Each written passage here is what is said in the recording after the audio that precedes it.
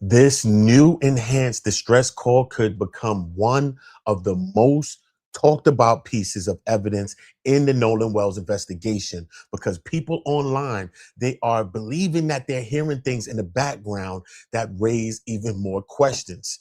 Hey y'all, welcome back to On Go. I'm Uda. If you're new here, please just hit that subscribe button, like the video, share this video, because today we're breaking down the newly enhanced distress call and what people think that they're hearing, what Nancy Grace and also Don Lemon had to say, as well as TMZ, and what these new developments could mean for the investigation. Now, we're also separating what's been confirmed from what's still speculation. So we're going to try to get right into it. But before that, remember, the emergency call came after the group's boat reportedly experienced mechanical trouble and began taking on water while leaving Horn Island. And enhanced versions circulating online have led some listeners to believe that they're hearing phrases like, "Is he dead?" "Nolan," "Oh my God," "Get the F up," "Bart," all kinds of things like that. But these interpretations from some listeners have not been officially confirmed, but many people are believing what they deem to say what they have heard. So whether you hear those exact words or not, the audio has reignited the debate because different people are hearing different things. All right. So salute to everybody. We're going to get right into this audio. We're going to kick it off with Don Lemon first, with the actual person that enhanced the audio. He's going to have TMZ on as well as someone else. So we're going to listen to that first. And from there, we'll move on to the Nancy Grace and see exactly, because she had Maria on as well, who's a good friend of mine, Maria.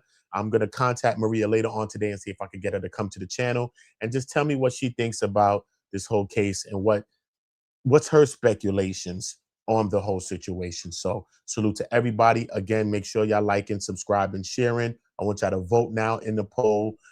Did this new audio change your mind about this Nolan Wells case?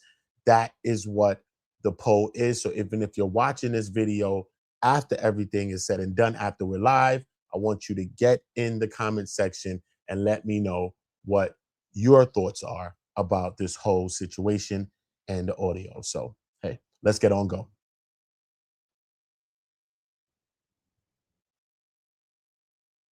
Okay, so before I play this, I want to quickly explain what I did, what you're looking at on the screen, and why I chose to approach this audio the way that I did. As a professional audio engineer with experience in dialogue editing, dialogue cleanup, sound design, and post-production, I decided to work on that CTO call using traditional audio processing techniques rather than relying on any AI voice separation or AI enhancement. My goal was pretty much to preserve as much of the original recording as possible while making the quieter dialogue and background audio easier to hear. So I basically used techniques such as subtractive EQ, compression, gain adjustments, noise reduction, frequency isolation, and other traditional processing methods. So what I did was I separated Vicky, the CTO dispatcher, from Warren and the audio originating from the boat so that I can concentrate more closely on what was happening behind and around Warren, pretty much on the boat. And I specifically chose not to rely on AI because aggressive AI enhancements and voice isolation tools can sometimes introduce artifacts and distort the speech or create ambiguity around the sounds that were originally present. And for something this serious, I wanted my processing to remain as conservative as possible. You'll also notice time code and dialogue written on the side of the screen and pop up during each segment. That dialogue represents what I personally hear as an audio engineer while processing and repeatedly reviewing these sections. I'm pretty much providing it as a listening reference, not as a declaration that my interpretation is the only possible interpretation. And that's important. I want you to listen for yourself, use headphones if you have them, listen closely, and decide with your own ears what you believe is being said. You can also return to the original unprocessed recording and compare directly with what you're hearing here. You'll also notice that my time code may not match the regular timestamp on the original uploaded video. And that's because I'm working inside a professional post-production timeline, digital audio workstation, basically using SMPTE time code, which in film, that's displayed in hours, minutes, seconds, and frames. Film and TV timelines are completely different from timestamps that you see when you're watching regular videos or when you're watching a movie and you hit pause. So basically, the time code on the screen is there to identify the precise location within my working session, not to represent the elapsed timestamp displayed by the original video player. And I hope that makes sense. For this first video, I'm sharing only approximately 37 seconds of the call. I originally intended to continue much further, but once I separated the dispatcher from the boat and started concentrating exclusively on the background dialogue, what I believed I was hearing became extremely difficult for me to process emotionally, and I needed to take a mental break. But I wanted to release this portion because some of the details that stood out most to me occur very early in the call, like right at the top of the call. And so I'm gonna let the audio play. Read my transcription if you want to reference, but don't allow it to determine what you hear. I want you to listen first, listen again, compare it with the original recording, and then judge it with your own ears. I hope this breakdown helps. And my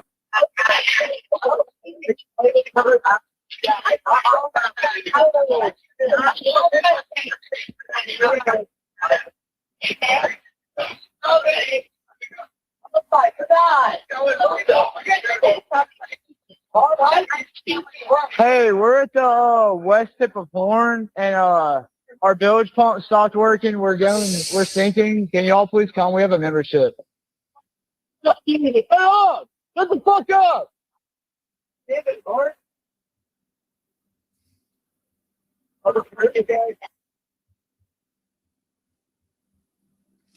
Hold up. Before Don even says anything, that audio is very eerie. I'm going to tell you that audio is very eerie. I did hear, is he dead?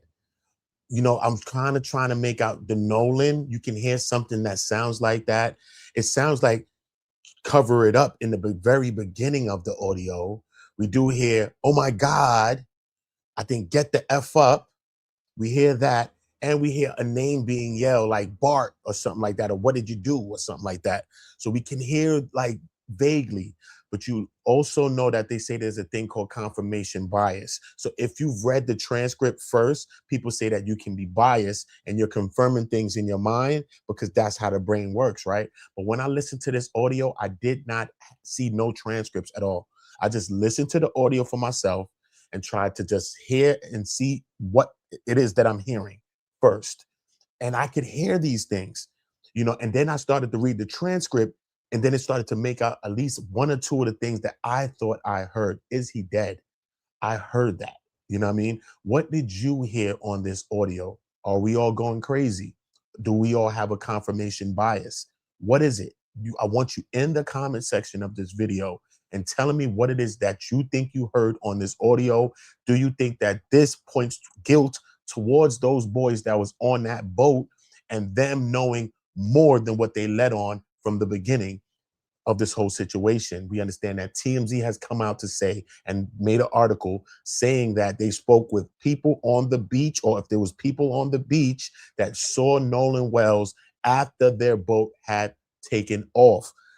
The guy that's there on TMZ says, you know, maybe what they're saying that is it dead as far as the battery or the while the boat is taking on water. I don't know, man. They were cooking him on this chat, but we're going to get into all of that. I want y'all, let me know what y'all think. We have to put our minds together. We all independent journalists when it comes to this. A lot of time we cannot trust legacy news. We cannot trust the big media companies because they tell us a tailor-made thing. Every station says the same thing. Nobody has a difference of opinion. I wonder why. Jinkies, Velma. So you, me, everybody's thoughts matter on this situation. Make sure you're telling me what you've been thinking about this whole case if you've been following this case, okay? We have to put our minds together, not only on this, but any situation that we deem we want to put our minds on. People want to separate it because that's how they get to win and beat us in anything. When we all put our minds together, don't matter the color, put our minds together on a situation, we can figure out anything that we need to figure out. All right. So let's get back to this audio. Let's get back to Don Lemon and what he got to say about this audio. Okay. So there you have it. Let's put up the transcription, Andy. Daniel Grimes is our Washington, D.C. correspondent. I want to bring him in to discuss this, and then we'll bring Charles in a moment. This is sparking outrage and conspiracy theories, and it's explosive new audio and this whole story. I mean, Don, this clip, I saw that you posted this clip on social. That was my, first introduction to this new part, which was right before the young man started speaking. And what I was able to hear, I chose to just listen before I read the transcript. We talked about this as a team. There's something called confirmation bias. So if you read through that transcript and then listened, you would try to look for the words that were there. And so I just listened myself before reading the transcript. And what I heard was, is he dead? I heard Nolan. And that to me appears to be damning evidence of the friends potentially doing something and being involved. Now, having said that, I am going to also say, listen, again, this was cleaned up audio. We don't really know, because TMZ, they're going to come on here in a second, and I know he's going to repeat what I'm just about to say, is that people said that they saw Nolan on the island after his friends had left. And if that is true, again, we don't know if that's true. If that's true, that would refute everything that this audio says, because again, his friends left. So he's allegedly seen alive by people hours later.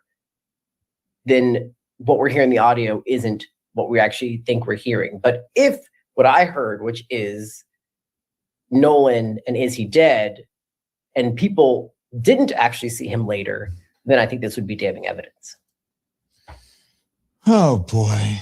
Yeah. Every time we get something, I think it makes there are more questions than answers about this. But however, I'm really bad at these things. I have really good hearing, but I'm like because I'm hearing everything. Now, she didn't necessarily say that she enhanced. She said she tried to use as few of enhancing methods as she could.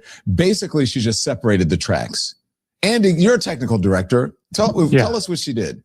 Yeah. Well, I think she did more than just separating the tracks, because she talked about how she's a dialogue audio expert and used different techniques to, isolate people's individual voices. So I think there is more to it than like what I did, which is just separate the left channel from the right channel, which was dispatch audio versus the phone call. Yeah. I mixed up with your thing and what she did. Okay, go on. Sorry. Andy. Oh, yeah. So she used that's about all I have to mechanisms. say. Yeah. Okay. And then you separated the tracks yourself. Yes. So I could play a version of the audio that I just downloaded from the WLOX YouTube page, and I just turned down the left channel, and the right channel is just the friend's phone call. Okay. So, yeah. And anyone can do that at home. Call. Anyone can do that at home. And it's the same call. Yes, minus her, techniques. And what people, let's listen to yours and see what people hear. All right, so I'm going to start it with both tracks, and then I'll restart it with just the friend's phone call. Okay.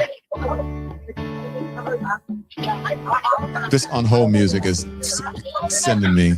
I know. Okay, so now I'll redo it minus the left channel, and we'll just hear the friends.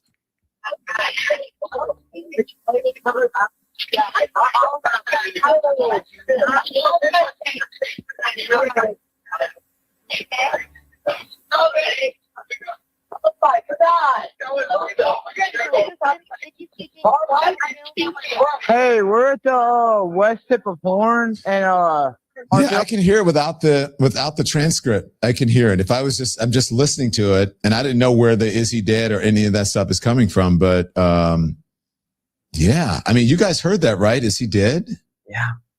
But who knows what they're talking about? Who knows what they're talking about? Is either they talking about the boat or they talking about Nolan.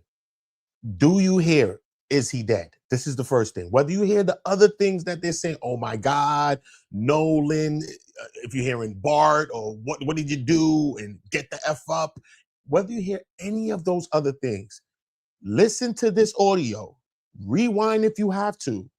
Do you hear, is he dead? Let me know. Because I know I hear this. And I heard this before even looking at the transcript. I said, what the hell? They say, is he dead? That's crazy. It's just eerie, man. It got me goosebumps, man. Goosebumps when I've heard this audio. Crazy, man. Crazy. And then the officers come out to say there's no foul play from the very beginning, which is making people put it into a race thing to say, yo, if there was if the tables are turned and all these different things. And I can understand why people are going there. But one thing I would give the family credit for is not going into the race thing, not just pointing fingers at nobody specifically, letting the investigation develop, right? One thing I love is that they did their own independent autopsy and did their own kind of investigation on this situation while working in conjunction with the officer, not impeding their investigation, right? Because it seems like it had just been an open and closed thing that they said that there was no guilt here, and then that's it. They'd be burying their son, and that's it. You know what I mean? So salute to the family for doing that. You know, both autopsies have come back inconclusive. So it's not proven that he actually drowned. You know what I'm saying? And you would be able to tell this with the water in the lungs and the different things like that. So with both coming up inconclusive, we still don't know the determination of the autopsy. It seems like foul play. It just seems like foul play, or it seems like people know more than they are leading on. Point blank, period, man. I don't care what nobody says. Well, and again, Nolan. At this point, they are calling because their boat is getting water. You know, it's sinking, yeah. And so, yeah. I mean, I will say I heard, "Is he dead?" And I did hear later someone else scream Nolan. So like I said, I think that if the accounts that TMZ is going to get on here and talk about in a second, because they're the ones that had the anonymous people speak to them, who said that they saw Nolan, I believe 6 p.m., definitely hours after this audio was released. If those accounts are true, then all of our ears are deceiving us, and Nolan was still alive after his friends left. Now, again, they're anonymous sources. We don't even know. Like TMZ is going to be able to speak to those better than I can. But if they're not true, then that's damning evidence. I mean, that's clearly involved. Let's listen to the friend describing the boat taking on water, where they left. And now he knew. Now this is like he said the boat was taking on water. I'll tell you my explanation, but let's just listen to him. I'll tell you mine. People say that you guys just left Nolan behind. I've seen reports of people saying that you just left him. I see reports of people saying that you asked him to get on the boat. You told him to get on the boat. He didn't. What's the truth in that? Well, Wyatt was having boat issues and the bilge wouldn't pump. So the bilge is basically a pump that releases water from your boat when water comes in. So I opened the back hatch and there's water up to the batteries. And that is obviously not good. There's water almost coming over the transom, which is where your motors sit, and which is by the stern, like in the back part of the boat. So obviously we were in emergency. The boat, we're trying to save the boat. It's not like we didn't ask Nolan or we just left Nolan. Nolan decided to stay on the island with the girl that he was with. And the girl is a witness to that too. Yeah. Okay. So hold on, Don. Even that's in question, because the girl said that's not what it really was. She said it was more of like a high and buy thing, and he left. You know what I mean? So there is some discrepancies with that story that they're pinning it all on him being with the girl, like they trying to push this on the girl. The girl's saying, nah, Yeah, we spoke and all that, but it wasn't all of that, bruh.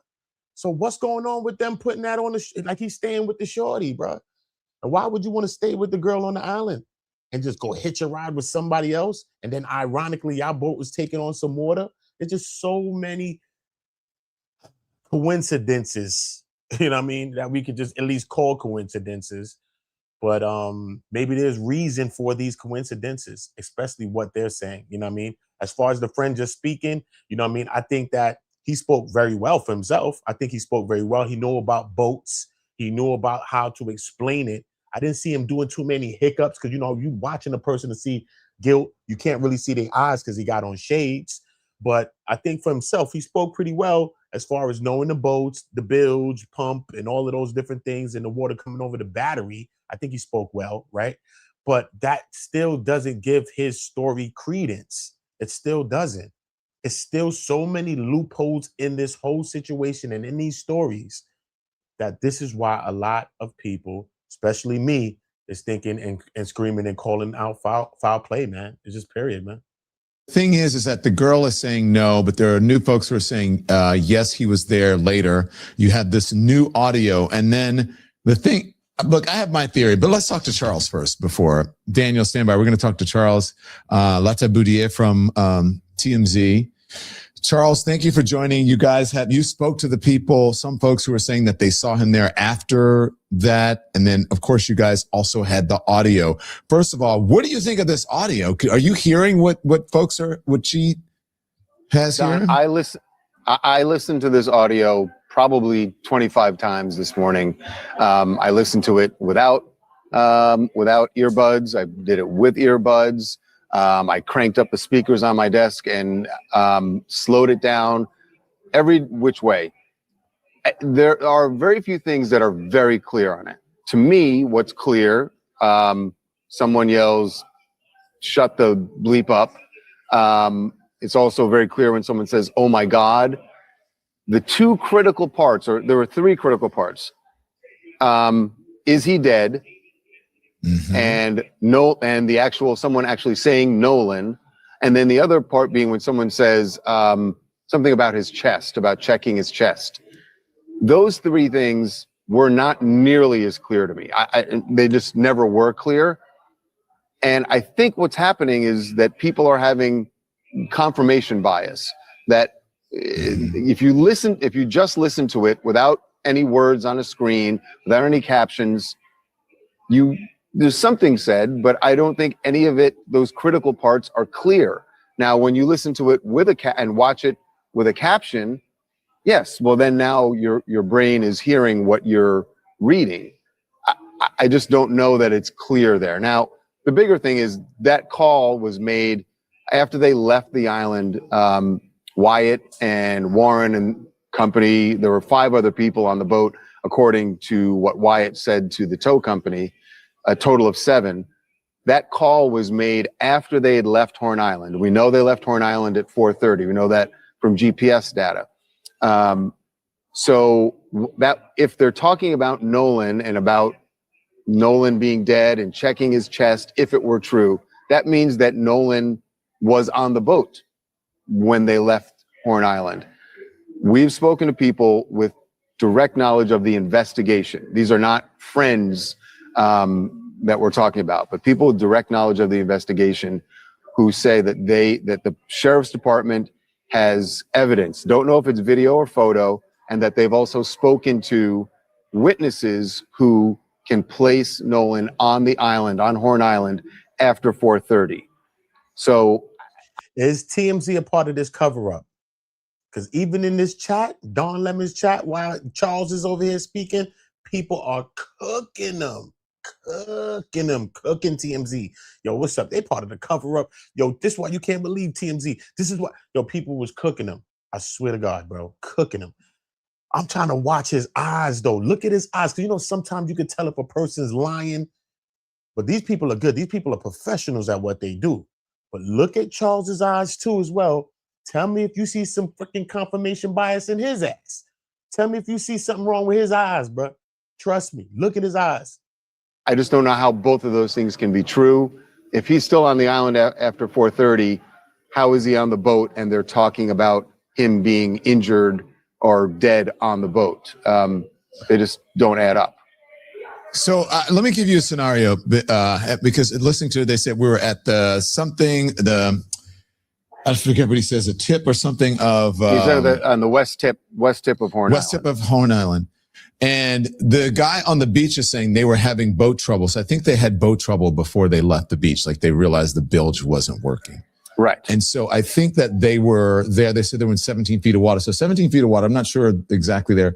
So that's, They had boat issues before they left and before they sailed off?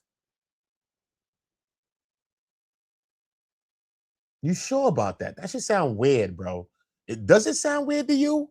Yo, that should sound weird as hell, bro. And ironically, he wants to stay, Nolan, with some shorty.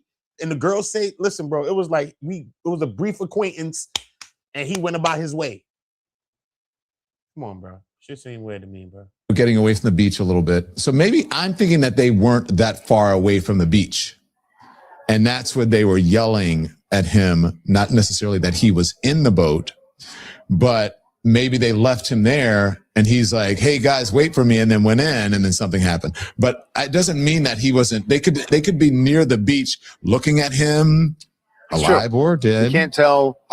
Yeah, you can't tell from that. So I don't know, but Charles, I heard, is he dead? Without even the transcript. I heard that. And then there was another thing that I heard. There was one other thing without the transcript that I heard as well. Nolan? No, Nolan wasn't so clear. I don't know about Charles's eyes, bro. Hold up. Look when he said, is he dead? Look, he does this little thing with his eyes, bro. You got to watch. You got kids? If you got kids out here, I got kids. And you just know your kids is lying. They think they slick as shit. You look at them like this. You even got to look at their way. Just look at his eyes, bro. Something's off about this guy, bro. Something's off about Charles, bro. Trust me. I grew up in Brooklyn, New York. You better figure out what's off with people or you might not be here no more. You might not be here, bro. You got to feel a vibe. Transcript.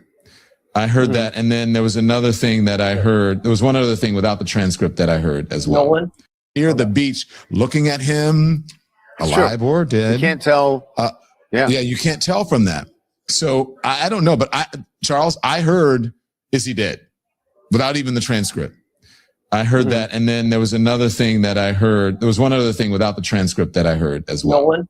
His eyes start to dart left to right. He looks down. Bruh. I ain't no cop, bruh. I'm not no investigator, bro. But if you a parent, you damn near a detective, bruh. You're damn near. I'm telling you. If you're in a relationship in 2026 and it's a new one, you damn near a detective. Trust me.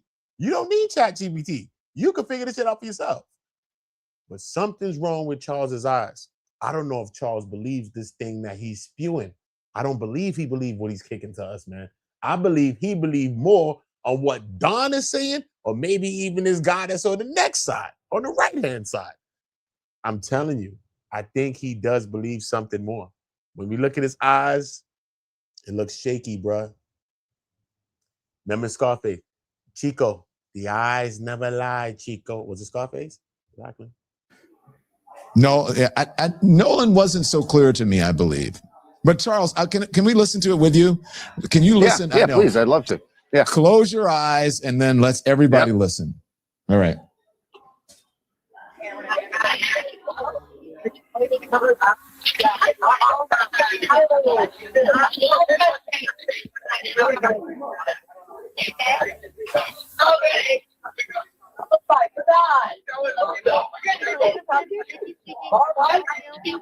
Hey, we're at the west tip of So Horn. I heard, can you cover it up? Is he dead? Now, I don't know if they're saying Nolan or whatever. I did hear that. I mean, and I don't know if that's confirmation. Yeah. What did you guys hear? Let me know. And look, Charles, let me just. I heard that, bro. I heard the covered up part in the beginning. I most definitely heard, is he dead? Oh my God, I heard that. Get the F up, I've heard. And something with Bart, I think, as well. And I think Bart was in question. But look, Bart, your name is being called on that damn boat, Bart. or whatever your name is. See what I'm saying? So I did hear a few things, but is he dead for a fact? We hearing something like that. They're going to go on to say, maybe they're saying, is it dead? This is what Charles is going to tell us, bro. Is it dead? The boat. But how y'all saying that they was experiencing boat trouble from before they even sailed off? What do you mean, is it dead? You don't know if the boat's dead. All that explanation, all the explanation that the boy that was with Officer Tantrum over there, all the explanations that he know about a boat, the bilge pump, and then, you know, when water's coming over the battery and all this, all of that he know how to say. He don't know that thing dead, homie? Yeah, all right. Yeah, all right. Make this clear. We're speculating here. We're listening. And my question for you is, has this been authenticated or corroborated in any way by any official? We have not heard that from the sheriff's department. But to be honest, also the sheriff's department isn't saying a lot about the investigation, that they seem to be very tight-lipped at this point. And I think that's because and maybe it's already convened, but that they're expected to convene a grand jury to conduct further investigation into this. Yeah. So I don't know. It has not been confirmed by anyone. Everybody is listening to it though and forming their own opinions. And so that's what's out there more than anything, because if the police aren't talking, everybody who's watching this case will be talking, and that's what sets the narrative until you hear anything from the police. Well, okay. Go ahead, Daniel, if you have a question. Yeah, I mean, to that point, I called the sheriff's office 3 times, and then I called the direct line specifically 3 times, so 6 times in total, and the numbers either kept ringing or went to voicemail. Nobody even picked up, which before I left for vacation, they were at least picking up, saying, hey, yeah, we'll get back to you. He's in a meeting. But I talked to Don in our meeting. I said, Don, have you tried calling? Like, what is this? Don said, yeah, I mean, they're just not talking. So I probably, to your point, they probably want to wait until the grand jury happens. But, you know, as for the confirmation bias, I brought that up, and I've been one. Listen, the people have been coming for me for being a person to say, let's wait for the investigation. Let's hold out. We don't know what happened. And so I feel like for me, if I'm listening to this and I hear Nolan and I hear, is he dead? Again, I just feel like that has to be damning evidence if this is real. Now, again, it's 2026.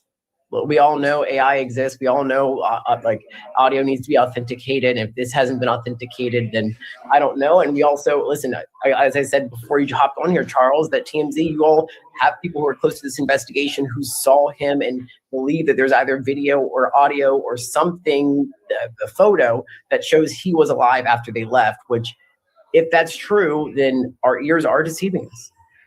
Yeah, the one thing I will say is, like, if someone actually did say the name Nolan on the boat, if that is true, that goes against every narrative that Warren and any of the other friends have said, because why would they be talking about Nolan? He said that once they left the island, they weren't thinking about Nolan anymore because they were dealing with the crisis of the boat.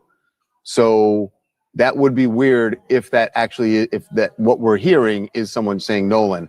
And the part about is he dead, or I think it's just a theory, don't know because I'm not on the boat, but what we're hearing is them saying, is it dead? Meaning the pump or the motor, because they couldn't get the motor started for a while. And you heard him describing how the water was coming over. That could be a reference. I don't know if it was the motor or they couldn't get the bilge pump. The pump, yeah. Right. But they also couldn't, there was a part where they couldn't start the motors because there was so much, and that's. Is it dead? You believe that? You believe that?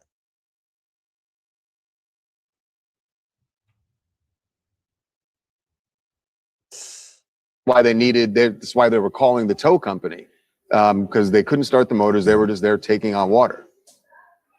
Okay. Charles, this is another story. And when you said that would be completely antithetical to anything that you have heard, this is also a TMZ story. Evidence shows he was on island when friend's boat left. And that's the exclusive. Talk to us about this exclusive, Charles, please. So that's what we were just referring to. The fact that we were told by multiple sources, not connected to law enforcement who said, well, from what we've heard, the police have spoken to people who put him there after 4:30. And in fact, I think in one of the podcasts with Officer Tatum, Warren says we don't really mention he had his name on heard the show, but go on. yeah, I get your point. Warren says he'd heard that there were people who saw Nolan on the island at 6 o'clock. I don't know about the specific of 6 o'clock, but when we were checking what people around town were telling us, and again, someone directly connected to the investigation said to us that that is correct, that we have spoken to people and also seen evidence of Nolan being on the island after 4:30. We did not get the specific of 6 o'clock that Warren mentioned in that interview. All right, Charles. Well, what you and think? Charles, I know. But Charles, I'm sure Charles has to run. He's got to do some other shit. I got time for one more. You got a little time? Okay, go ahead. Yeah.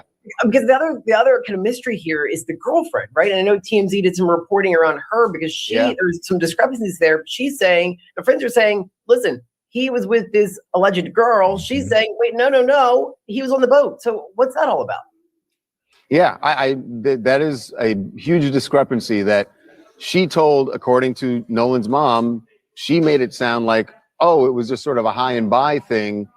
Yes, I saw him that day, but it was sort of high and by. But what we've heard Warren say is that they were basically hanging out all day together.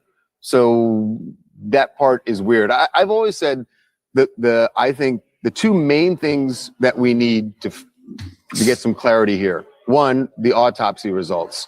And then also someone or someone's to talk about where they saw Nolan. Obviously, there were so many people there. Somebody saw Nolan after 4:30, and it's sort of like, who's the last person to see him? And the fact that we're not hearing from those people is what is creating this suspicion. That's the main thing that's creating suspicion, because everyone's going, how would people not have seen Nolan Wells amongst a group of partiers, several dozen people, and he's, one of a handful maybe of black people out there? Just doesn't feel, that's the part that makes everybody suspicious, because it feels like at this point they're saying nobody saw anything. Yeah, and look, we were thinking 4 PM. Like, I was thinking originally, I'm like, okay, well, they didn't see him. The boat pulled away. It was dusk or whatever. But I mean, 4 o'clock, this bright. I mean, it is. And very bright. The sun's not setting until, almost 8 o'clock. So 8 o'clock. Wow. So Charles, what you think? Look, Charles, Daniel's our correspondent. He's been gone for a week. Yeah. And when he left, this story we thought it was at its height. It keeps growing and growing and growing. I don't understand. Well, I can't understand, because people are filling the void. And I'm wondering why law enforcement is being so tight-lipped, because they could just knock down some of the things that are wrong or something, have a better cadence about providing information. But wow, this is taking on a life of its own. This is reminding me very much of the Brian Kohberger case, where you had a lot of theories, you had a lot of anger because law enforcement was not being forthcoming. You had a lot of people saying, well, law enforcement is screwing up this case. I can't believe that they're not going to be able to find the killer. But they were just doing their due diligence, and they were doing their investigation without sharing every step of the way. And what happens in the meantime is the public gets angry. The public starts coming up with their own theories. The public starts listening to audio and maybe hearing things that aren't there, or maybe they are there. But all of that's going to happen. And I'd imagine if aren't there or are there. You see how you started? You could have started it. They are there or they aren't there, right? It is there. Telling you, man, this man is trying to spin us. Charles, Joy in the chat saying, what's up with all that stuttering, huh? Stutter, stutter. I could tell you're lying, because when you're denying, stutter, stutter. That man's stuttering, homie. What's going on with him? His eyes darting all around the world like a damn dart frog. It's just darting everywhere. He looking down and all that, like he reading some notes they done slid him the paper, slid him the script to come read us something. Something is off about Charles, bruh. Something's off about Charles. The sheriff's department is just going, we're not going to respond to any of it. Let's just do our investigation and make sure that, we are buttoned up and that we're not screwing anything up here. You hope that's what's happening. But again, because it's just going to keep getting bigger and bigger until, especially, I think, until the autopsy, either the autopsy results come back and or you have more people coming forward and speaking publicly. I don't know this for a fact. I'm just going to guess here that law enforcement is speaking to people who are on the island, but they're also saying to them, please don't go out and do interviews because it's only going to make our job harder. Maybe, because I can't believe that nobody saw anything. And for some reason, they're not coming forward and talking about it. It was July 4th weekend. It was, in that aforementioned interview you talked about, his friends, both of them said there were, in their estimate, thousands of people there. So somebody saw something. Yeah. Somebody saw something. And look, how long, you guys were on the Matthew Perry case. How long did it take to get that autopsy? I mean, a year? You know what? They actually, no, it wasn't that long. And they kind of moved that one along quickly. That's the thing. I have seen, and I can't speak to the medical examiner's office in Ocean Springs, Mississippi, but that when they need to, I've seen here in LA at least, where they can get results, including toxicology, within a month. But I don't know what's going to happen down in Mississippi. It can happen that quickly, but it can also take as long as 2 months. So it is a painful waiting game, especially for Nolan's family. I mean, obviously there are millions of people around the country who feel very invested in this, but at the heart of it, it's Nolan's family, and they don't have answers. Another week going by, and they still don't know. Yeah, they said, I thought it was a year, but they said the cause to determine the official cause of death for Matthew Perry took nearly 7 weeks. The final results released by Los Angeles County was in December of 2023. I don't even remember when he died, but wow. Yeah, it was I'm just using him as the most November or something. Yeah. All right, Charles. So they can. Thank you, so sir. We'll see. Yeah, all right. Charles, we appreciate you always joining us. You guys are doing a great job over there of getting information. Look, you got the folks in the comments section all stirred up. They're like, I love Charles. He's full of shit. I love it. You got Mo. Yeah, it's always a mixture of that. Welcome, Charles. Yeah. Thanks, guys. All right, guys. Thank you. Hold on a second. All right. Let's get into what the hell the actual TMZ article was. All right. He's going to bring on a pastor. The pastor's speaking to some things, but he's a pastor. So I'm going to get right into the Nancy Grace, I believe. But let's get first into the TMZ article. Okay. What got a lot of people up in arms about, you know what I'm saying? This whole article, which they saying like, yo, TMZ shady as hell, so they in on the fix. That's what they saying, bro. So, you know what I mean? So let's get to this real quick. As you can see, the headline shows right there. Let me bring it up right here closer. Let me bring it up a little bit. Let me zoom a little closer so y'all can see it better. I can put myself down here. It don't matter where I'm at, right? Don't matter. All right, cool. Even here. Boom. That's even better. All right, cool. They say Nolan Wells' evidence shows that he was on the island when the friend's boat left. See my face? Exactly. All right. Evidence apparently shows Nolan Wells was still on Horn Island when his friend's boat left, TMZ has learned. Sources with direct knowledge of the investigation claim authorities have evidence of Nolan being on the Mississippi barrier island after the boat departed on the 4th of July, which would be a huge development.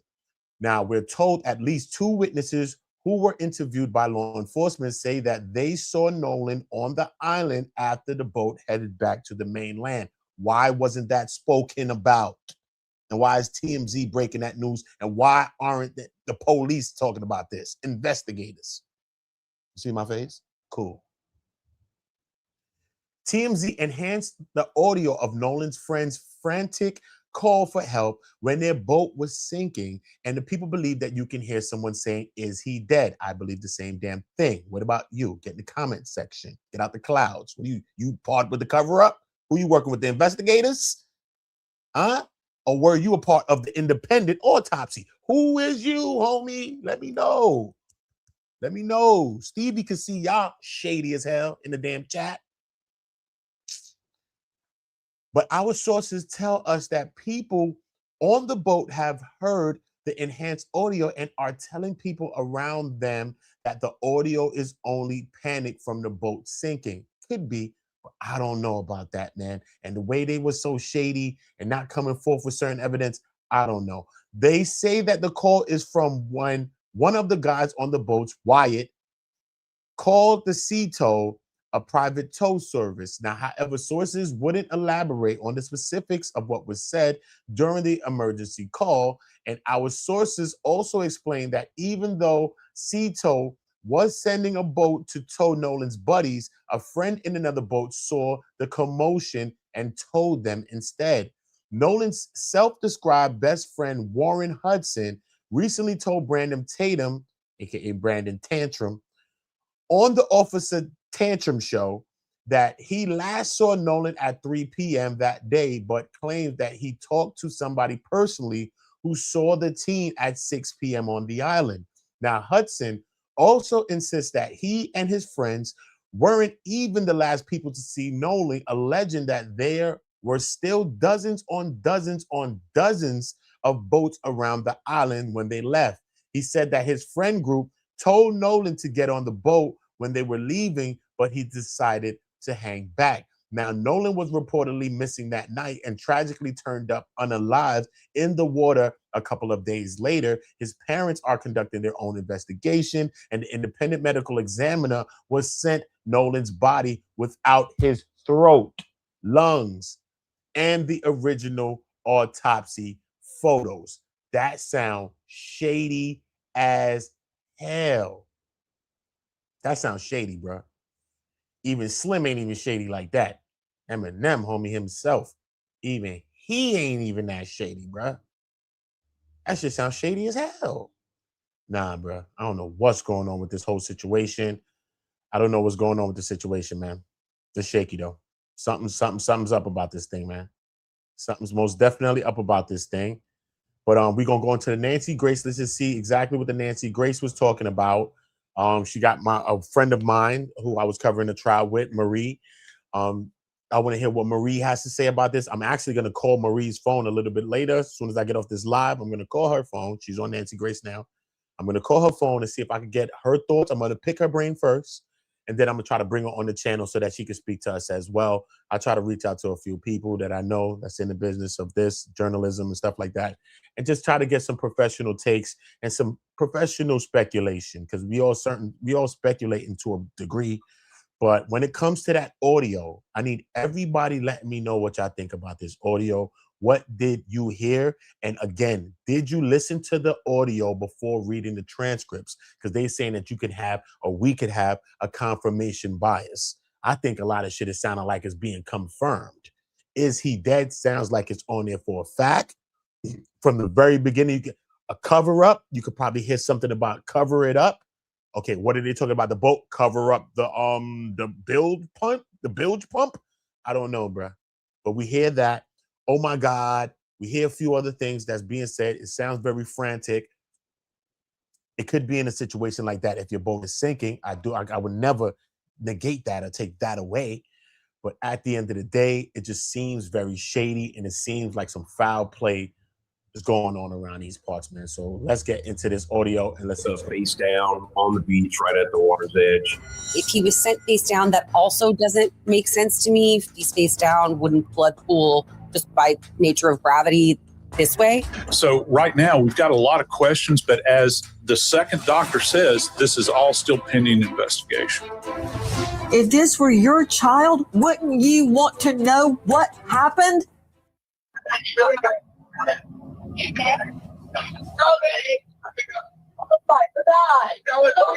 Detail assistant, Vicky speaking. How can I help you?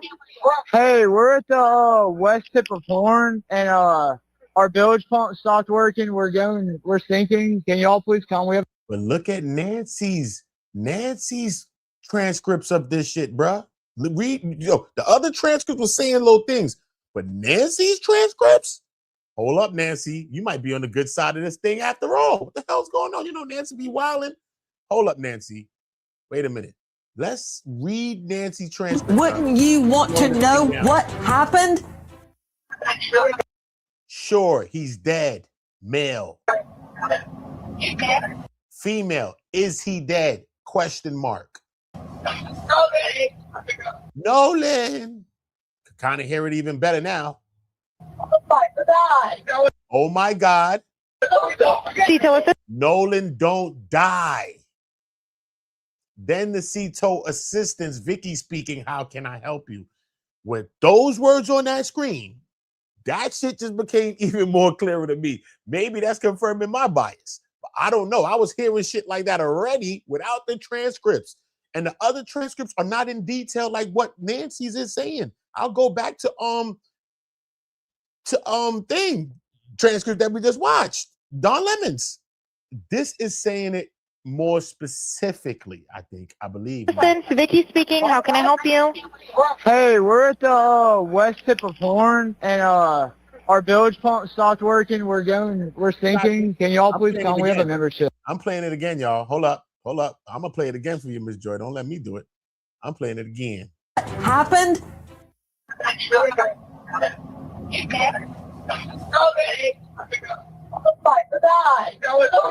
CTO assistants, Vicky speaking. How can I help you? Hey, we're all still pending investigation. Yo, I got goosebumps right now, bro. I got goosebumps. Everybody make sure y'all liking and voting in the poll. I will be changing the poll. I want y'all voting, just letting us get y'all thoughts on paper, how we thinking about this situation. At the end of the day, it's going to come down to every one of us following situations, talking about situations, lifting our voices, social media, Instagram, TikTok, everything like that, man. This is what it's going to take to really, social media solve cases. You think that police is doing real police work today? If somebody get unalived in your neighborhood right now, where do you think they're going? They're going right to social media. Social media is going to solve that case, bro. Okay? Not the big legacy news. Kick rocks with that. So we got to do our due diligence out here. Okay? I'm going to play it again. But you could see, you could hear it now clearly. Nolan, don't die. Am I going crazy? Because I'm from a shooter blocks, homie. I've been crazy probably. But just let me know if I've been crazy or if I'm going crazy.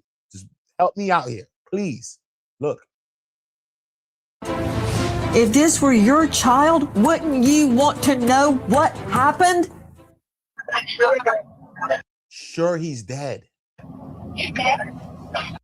Female voice. Is he dead? Nolan. Nolan, don't die. That right there, we got to hear. Listen to that part right there, okay? I'm going to play it again, man. I'm sorry, man. This is, I got goosebumps. I couldn't sleep, I couldn't sleep. I've been up since early this morning. I could not sleep. Watching these videos, I couldn't sleep, man. Especially since I heard that audio, could not sleep. That's why I'm doing a live right now. You ever see me doing lives at 6 o'clock in the morning? Never. February 31st. That's the last day of never. Never do. Happened?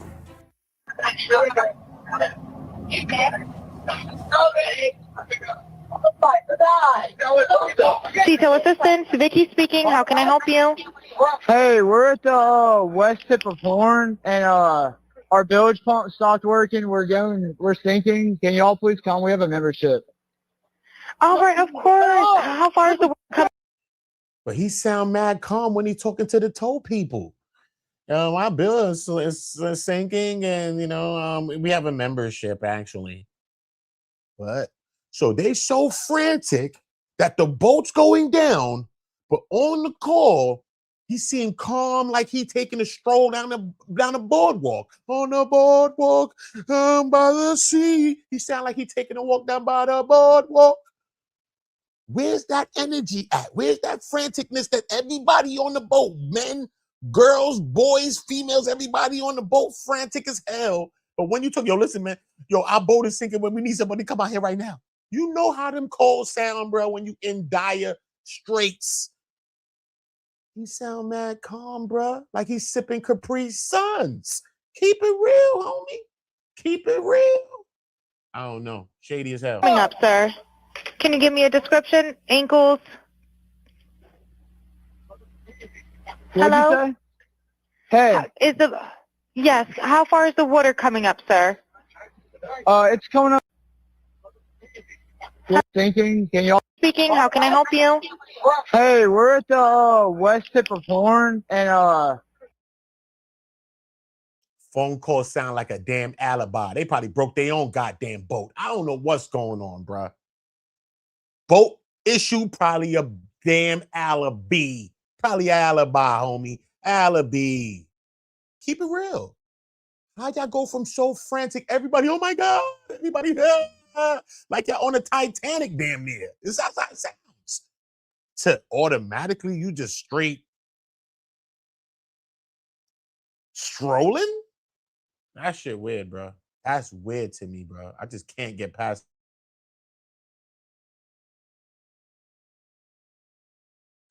I do want to hear what Nancy got to say, Anne-Marie. our village pump stopped working. We're sinking. Can y'all please come? We have a membership. All right, of course. How far is the water coming up, sir? Can you give me a description? Ankles. What'd Hello? you say? Hey, Yes. How far is the water coming up, sir? it's coming up.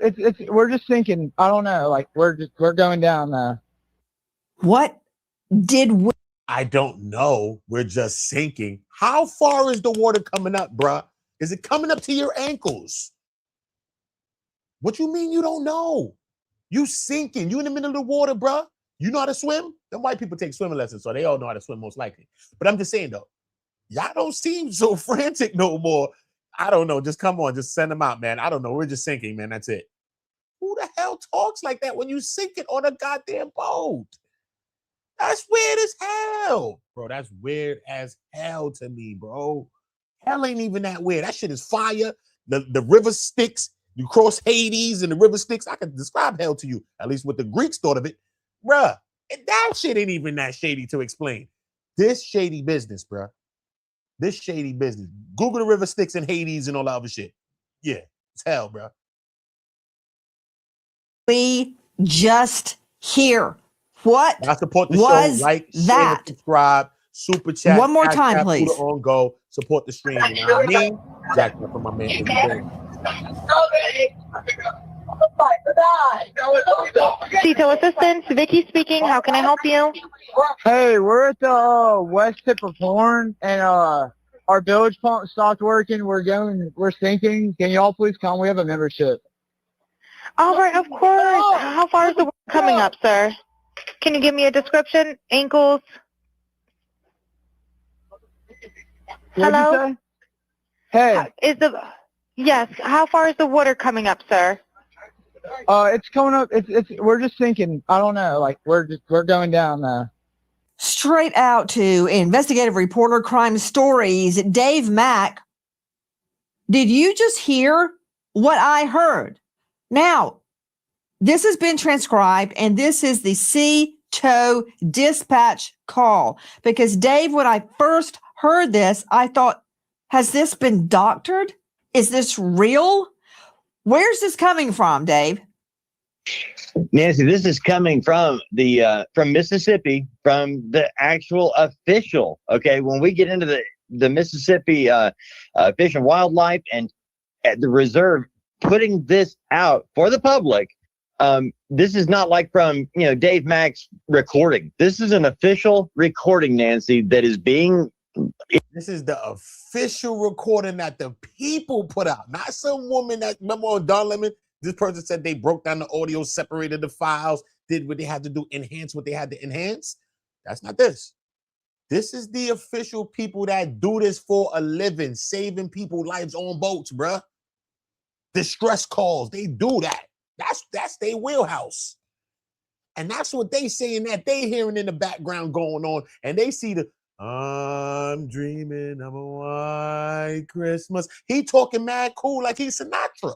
And your boat is on a Titanic mission, homie. Are they lying or am I fishing? I'm not fishing, bro. I know I'm not fishing, bro. I only went fishing about 2 times in my life, bro. I caught a fish though. But bro, I'm not fishing. Let's keep this real. Issued, and it's shocking when you listen to this call for a tow, for the sea tow. Going further into it, Nancy, you're picking apart all of the different voices that can be heard on this one phone call, trying to determine what is really taking place on this boat that is allegedly sitting in 31 feet of water, a depth of 31 feet. And a bilge pump not working, claiming they're sinking, and calling for help. And yet, in the background, are we really hearing all of this other activity? Guys, this was released from the MDMR, the Mississippi Department of Marine Resources. Alexis Tereszcuk joining us out of LA, just joining us now, Crime Stories investigative reporter as well. Alexis, the transcription, I want you to listen to it, Alexis, as we play it again. This is obtained from the Mississippi Department of Marine Resources. It's not something we just found on TikTok. Listen.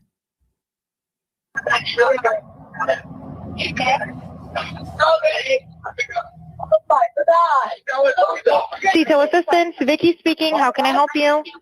Hey, we're at the west tip of Horn, and our bilge pump stopped working. We're sinking. Can y'all please come? We have a membership. All right, of course. How far is the work coming up, sir? Can you give me a description? Ankles? What'd Hello? you say? Hey. Yes. How far is the water coming up, sir? It's coming up. We're just sinking. I don't know. Like we're going down now. I don't know. What you mean you don't know? Everybody is frantic on the boat. What do you mean you don't know? How is I don't know a question? I mean, an answer to anything right there at that moment, bro. If this was your kid, you know your kid lying, bro. You ask your kid, what happened, bro? What happened with you in that party, bro? What happened? Let me smell your fingers. You smoking? What you doing? Drinking? What you had? Jack Daniels? You bugging? I don't know. What you mean you don't know? That's not a situation for you not to know. That is a person you're calling is going to help you. What are you talking about? You have to give them every information that they can help you with. Longitudes and goddamn latitudes. We need everything, bro. But you don't know. So how we know how to gauge your circumstance, your emergency? How we know how to gauge it, bro? But you don't know. We just sink it. That's it. Is the water up to your ankles? It's a real good question. His mind is gone. His mind, he didn't even hear that part. He said, excuse me? What did he say? I don't know. We're just thinking, just come out here now. Just send us out. And he sound mad calm. But you sinking. Would you be that calm if you're sinking on 31 feet of water?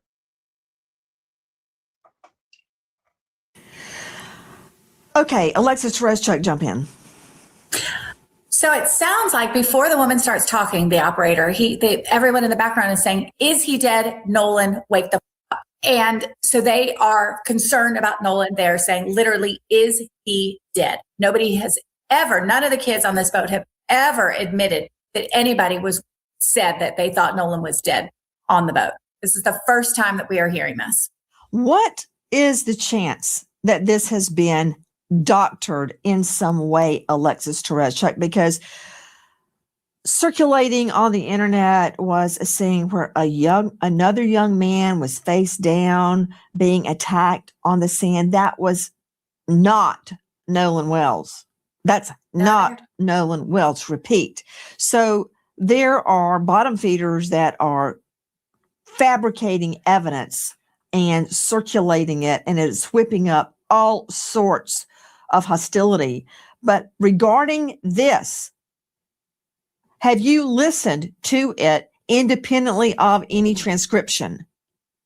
I have listened to it. I've listened to it over and over, and I've listened to the audio where it's only the sound of the boy calling in and not the operator's voice. So it takes a little bit of the distraction out, and you can just hear the voices, the one friend saying, "Is he dead?" And we are hearing somebody very worried. They're saying, "Is he dead?" Somebody, you think you might have heard them say Nolan right before that. Somebody then says, oh my God. So the thing is, there have been a lot of false videos. People have said there was a video where Nolan was screaming, saying, give me my phone back. His friend says, no, that's me in the video. There have been tons of AI generated videos and images and things, but this is the official audio from the organization. Okay, let's hear the audio to which you are referring. Listen.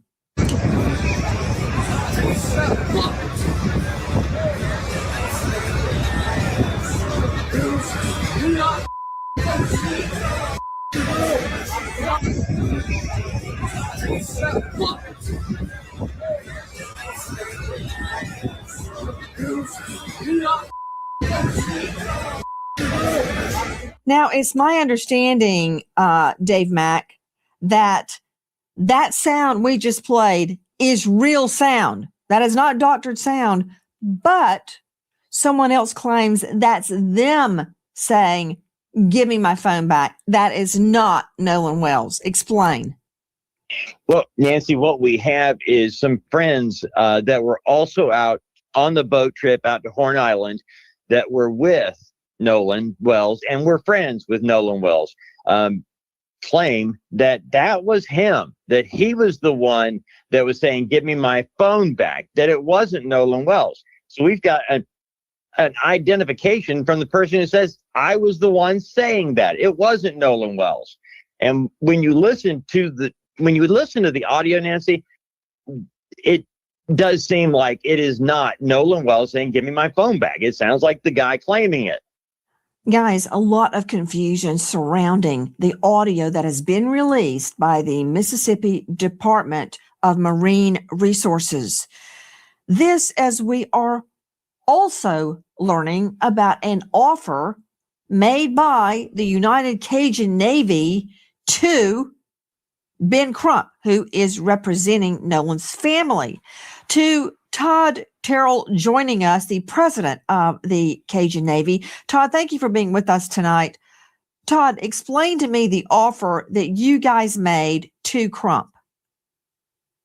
Well, first of all, I want to make sure that I really am specific about the words I use because I don't want things taken out of context. Me personally, as president of the United Cajun Navy, made a call to Mr. Crump and offering him our services for dogs, cadaver dogs and specific scent dogs. I never heard back from him. Our incident commander, Josh Gill, did speak to Liza Parks, I think he's one of his lead attorneys or whatever, and offered the services as well. The rumors about us talking to Mr. Crump, personally, I want to set the record straight. Nobody, myself, nor anyone from United Cajun Navy spoke personally to Mr. Crump. We did reach out and make an offer, but we did not hear back from him. Okay. Much has been made of the offer to, was it cadaver dogs, scent dogs, or both, Todd? It was both. It was cadaver dogs and specific scent dogs. And, some of this needs to be clarified. Okay. And we did make an offer, but we did not hear from him himself. Gotcha. There's a lot of people on the team. So who is it that you said you guys contacted or spoke with? Liza Park. And we have a phone record. Our guy, Josh Gill, my incident commander, on the 13th, left her a message. And on the 14th, they reached out to her. And I think got back, I think it was 9:51 on the 14th. There was a 23-minute call with Josh Gill, our incident commander, and Liza Park, who I believe is Mr. Crump's lead attorney. And so they knew well what we did, the credentials of the dogs, and what our specific offer was. So they knew it ahead of time. To Marie Pereira joining us, veteran criminal defense attorney. She is also a domestic violence expert and a registered nurse to boot. Marie, thank you for being with us tonight. Here's the deal. A lot has been made that Nolan Wells' family turned down an offer to have the boat searched with cadaver dogs, which, if they had hit on the boat, would suggest a dead body had been on the boat. Here is the fly in the ointment. It's not their boat. They can't give authority or permission or privilege for anybody to get on that boat and search the boat.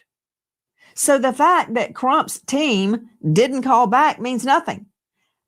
they were not authorized to give authority or privilege or permission for anybody to board that boat, much less a cadaver dog or a scent dog. You nailed it. And it's not his job or anybody else's to do what the police need to be investigating. After hearing that audio and knowing all the facts, they should be investigating this like it's a homicide and stop with the he say, she say from all of those kids on the boat who are presumed innocent at this moment, but I'm seeing and hearing guilt. Just off the fact that they even had his phone, that part. Why did you even have his telephone? I will never get over that because even as an adult, my phone is my life. If I'm staying back doing anything, I'm staying with my phone. So they need to be investigating all of those kids, interviewing them piece by piece, one at a time. And I promise you, somebody's going to break and tell the truth here. Joining me is Marie Pereira. You know, in any criminal investigation, the first thing you do is get all the parties, all of them, and you separate them and you question them separately. You give them a waiver of their rights. They read it, they sign it, you read it out loud to them, you get all this on video, and you ask each one separately what happened before they have a chance to get together and talk. I'm not saying the friends are guilty. I'm not saying they're innocent. What I am saying is that would have been proper police procedure. For all we know, it did happen. It doesn't sound like it happened, but for all we know, it may have happened. The next thing you do is you ask them, would they willingly take a polygraph? Now, you and I, Marie Pereira, know that in a criminal case, polygraphs are not allowed into evidence unless they are stipulated, agreed to before the polygraph is taken. It's the only way they come in. Now, in civil cases, they're allowed in. Think of O.J. Simpson. Didn't come in the criminal case, did come in the civil case, and P.S., he flunked it. That said, that's what you do. You separate them, you talk to them, you record it, you get their waiver of rights, you read their rights out loud on video, then you talk to them. Not hard. Makes sense. Not hard at all, man. And I just contacted Marie, her right here on the screen, Marie Pereira. We were covering the Diddy's trial. I was out there covering the Diddy trial. That's where I met her and stuff like that too. Very, very cool, lovely person, very beautiful person. You know what I mean? Was always good to me. But I also messaged her because I want to pick her brain on this situation as well. And maybe hopefully if she has enough time, I can bring her on this channel and maybe some of you can be able to ask some questions from the chat and things like that. So this is what it's all about, us all putting our minds together on this whole case. So let's get right back to Nancy Grace and Marie and see exactly what they feel about the shady business. And it seems like Nancy's on the side of the shade to say that this is kind of shady. You know what I'm saying? And sometimes Nancy be on the other side, come sounding like, you know what I mean? But it sounds like Nancy's saying like, yeah, you know what I mean? Maybe it's just a young person. Maybe, you know what I mean? She's trying to be unbiased based on that alone. Because sometimes I've seen Nancy be very, very biased as well. So salute to that. Next thing, you bring cadaver dogs and scent dogs on that boat. Now, scent dogs are going to hit on the boat anyway because they state Nolan was on the boat. So they're going to pick up Nolan's scent on that boat. Cadaver dog, whole nother story. And another thing, I would get a search warrant for it. You may not need a search warrant because a moving vehicle, as you know, Marie Pereira, under U.S. v. Carroll, that was the case that goes all the way back to moonshine days, bootleggers. If it's exigent circumstances, in other words, the evidence could leave. In that case, it was a car that was weighted down in the back. And the prohibitionists thought there was moonshine in it, and there was, and they stopped the car because the evidence would have been gotten rid of. Same thing with the boat. You may not even need a search warrant, but you could get one. That said, that should have been done day one. To Todd Terrell, President Cajun Navy, you guys have at your access scent dogs and cadaver dogs. What's crazy is if the family didn't do their own independent autopsy, right? Would we know about the area of discoloration on the back of of Nolan's head, but stated decomposition that prevented the firm conclusions about the trauma? Would we know about those things? Because it seemed like as far as the investigators went, it was just pretty open and closed, saying that there was, he drowned. There's no foul play here, and it would seem like it was being swept under the rug or swept under the ocean, whatever you want to say. You know what I mean? So it's just a very shaky situation, man. And I still can't get over that audio from the boat and how it was so frantic, and then the caller transitioned into being very calm and very cool. Not to say, you know what I mean? Because, they say you should be cool in emergencies. But if y'all had all of that energy and 1 second later when the responder answers the call, and now all of a sudden you're so cool, and she's asking you a question like, is water up to your ankles? And you're saying, you don't know, just we're sinking, and send somebody and that's it.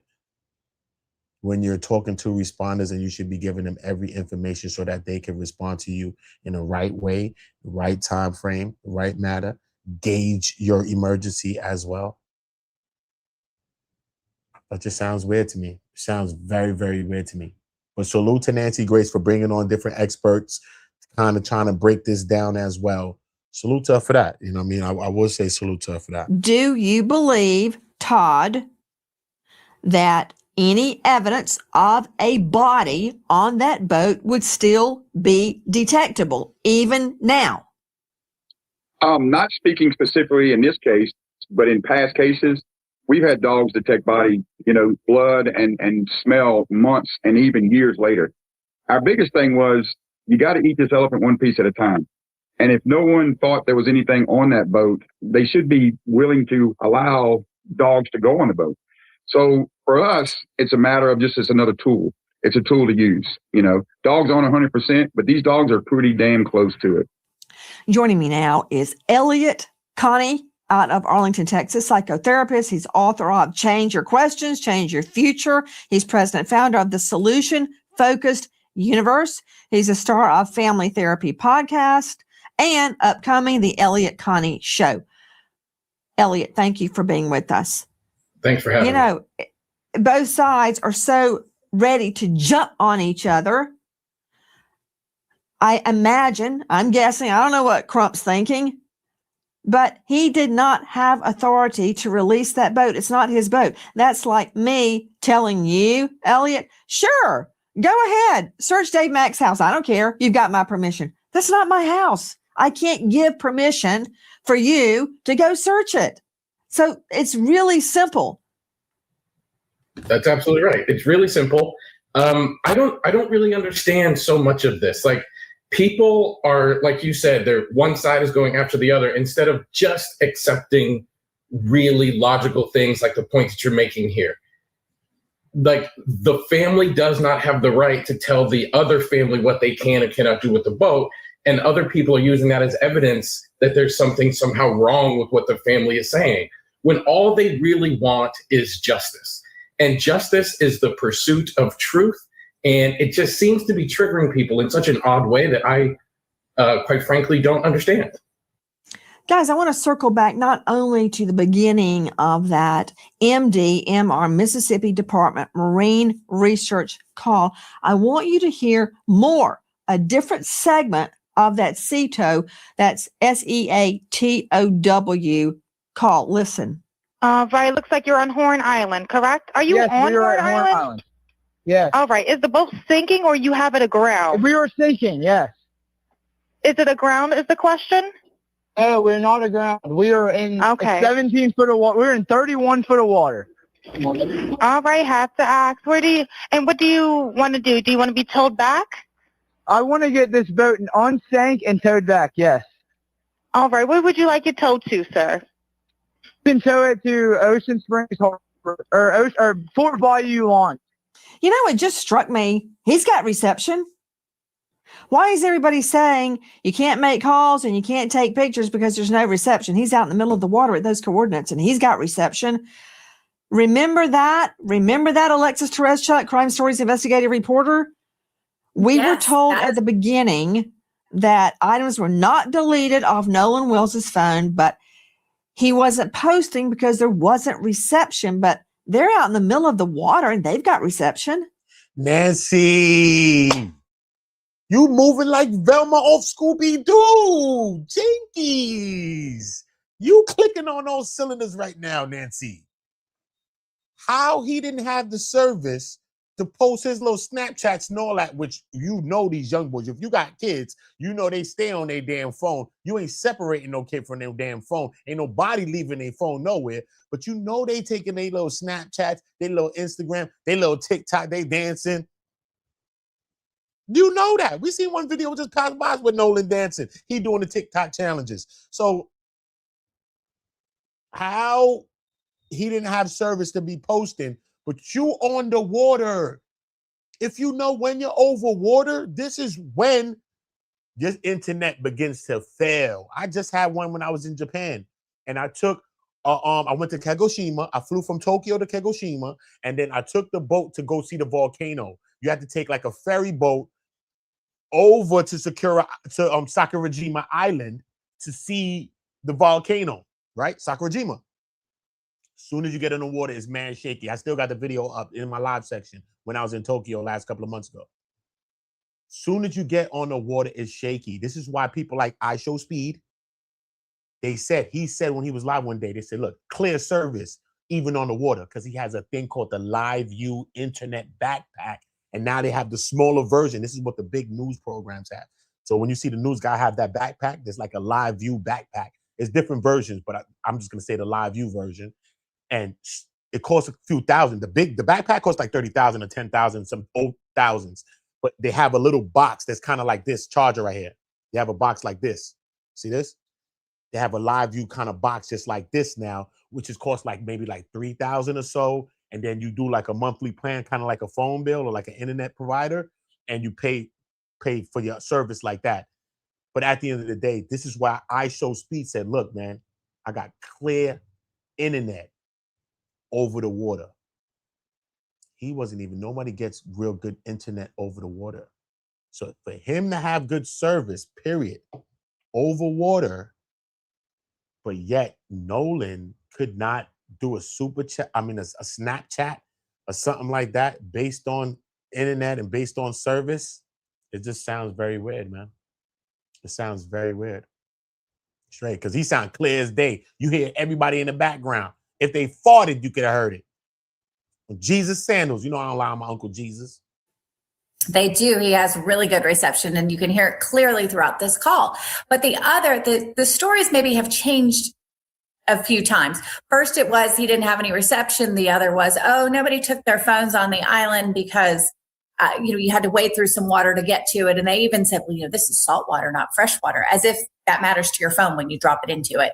But there are videos from the island. It's even some of his friends are in videos from the island. So people clearly had their phone. And the other friend was arguing when we're talking about the videos that people worry about that have said that it was him. His friend was seen in the video screaming, give me back my phone. The phones were there. Other kids had their phones. Okay. We saw that. We did see that. They're saying, I think it's traced in. Shaky. Give me the face. Everybody make sure y'all like and hit the poll. I want y'all voting in that poll. What do you think?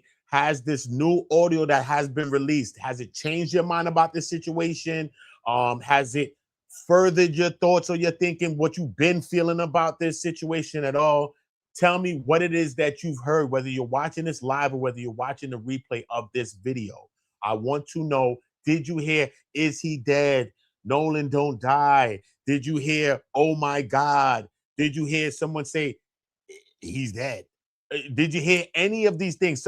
Even in the very beginning, should we cover it up? Cover up something, some cover it up type of thing? What did you hear? Did you listen to this audio before reading the transcripts of it?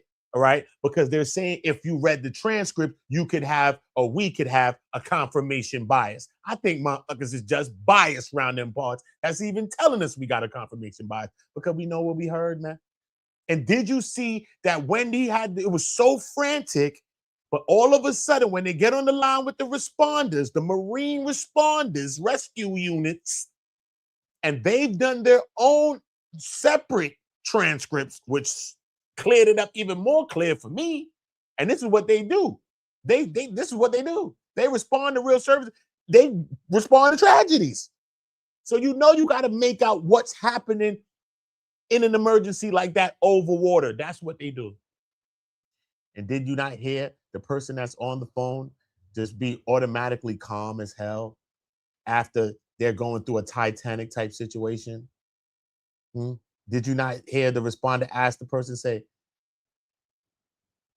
is the water to the ankles? How high is the water? Because you're sinking, right? How high is the water?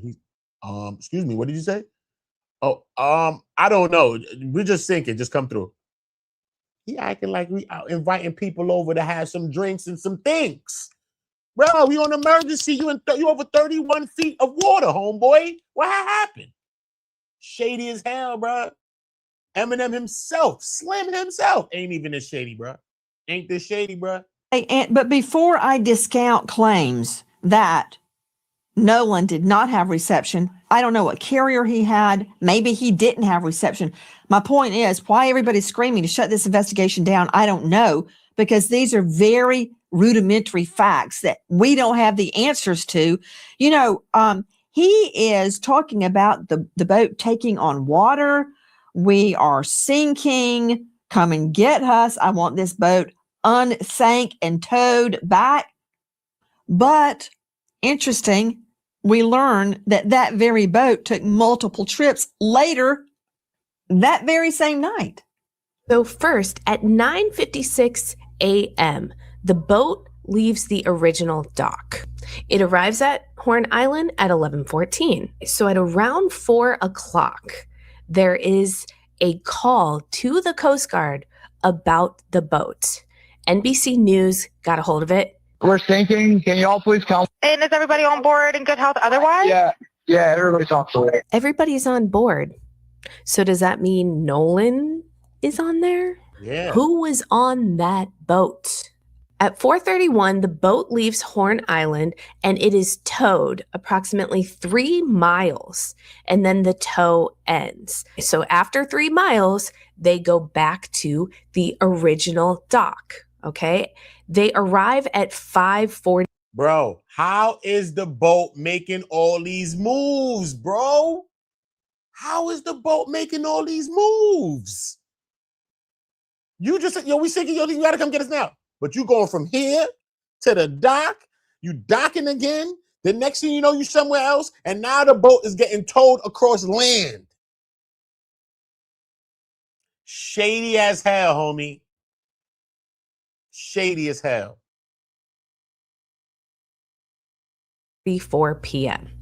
So it looks like this is where Horn Island is, and this is where the original dock is that I am referring to. I looked it up, and El Camino Real Road is in Gulf Hills, Mississippi, which is right above Ocean Springs. So I'm wondering if this is the house where they got the phone. Now, the boat travels to Fort Bayou. At 6:06, the boat returns to the original dock. Then, from the original dock, the boat goes back to Fort Bayou, and then they go to the boat launch, and it is put onto the trailer and moved by the vehicle. Did they drop people off at the original dock, travel to Fort Bayou, pick somebody up, and go back to that original dock? And then from there, why was there an hour and 13-minute time gap? This boat was sinking hours before, and then they're just having it docked for an hour and 13 minutes. You would think they'd want to get that boat out of the water ASAP. That's from the Real TikTok Detective and from NBC. So it doesn't sound to me, Dave Mack, that the boat was sinking, because they're going all over in the boat. So if the boat's not sinking, why the sea tow call? Why the distress call? Yeah, Nancy, the one thing you have to remember on that first sea tow call, you hear them saying, we're in 30 feet of water, we're sinking, we need to be unsank and towed. But if you follow along with that communication, the Ceto company reaches out to a local captain nearby and says, hey, we've got a boat. Can you go take a look? And the captain nearest to the boat says, hey, I just got a call from the owner of that boat. He says they've resolved the problem and don't. This is my own little thing. I'm bringing up my own infographics. Look what's going on the screens, homie. Look, they made this trip to Horn Island. Okay, this is my own infographic I'm showing you for my own goddamn self. My name is Inspector Gadget around here, right? Look, then from the blue is the first thing. Leaves the original dock and goes to Horn Island. 11:14, the boat arrives at Horn Island, okay? 4:31 p.m., the boat leaves Horn Island, okay? Nolan allegedly not on the boat, yet they said everybody's on board, right? 4:35, look, the boat returns to the original dock right here, number 4, okay? Number 5, look, the boat leaves the dock and enters Fort Bayou. So look, remember they was been taking on water from 2 to 3 to 4. Y'all was taking on water. It was frantic phone call. All of that was going on. Homie sound like he's Sinatra all of a sudden. Now he talking calm, talking smooth. Look, bruh. From 4, y'all go to 5. Look now. From 5, y'all go to 6. The boat returns to the original dock again now at 6. That's 6 right here in turquoise. Then it goes to 7, which is 7:19 p.m. The boat goes to Fort Bayou, boat launch, okay? Boat launch. Let me move the banner so you can see 8. Then after 8, the boat is towed overland to the owner's residence, okay? Then the boat is towed. So look at all the moves that the boat's making. She's explaining it to you, but you're seeing just words. They just brought up their little graphic to show you. So you've seen that. Now I'm going to show you with this so you can see it clear as daylight, savings time. What the hell's going on here, homie? Shady as hell. Shady as hell, homie. Nasty work. It's just nasty work, bro. And I'm glad I could show y'all just like this so you can see it for yourself. How many moves the boat was making. The boat was on hammer time. Shit was moving all around, bro. You ever see Hammer dancing on stage? If you too young, go rewind the clip, bro. Shit like this. Oh, oh, oh, oh, oh. Pants moving, his legs moving, feet moving. Hammer time, bro. Boat was on hammer time, homie. Straight. Nasty work, bro. Nasty damn. Need us anymore. So, and this happened during the course of 10 minutes, Nancy. So they're calling for help and then not calling for help. So something was definitely going on with this Triton 21-footer that they cannot explain. Hi, guys. American homeowners. The FBI has been warning about a Department of Marine Resources. With me now is Todd Shipley, digital expert. Todd, listen to this.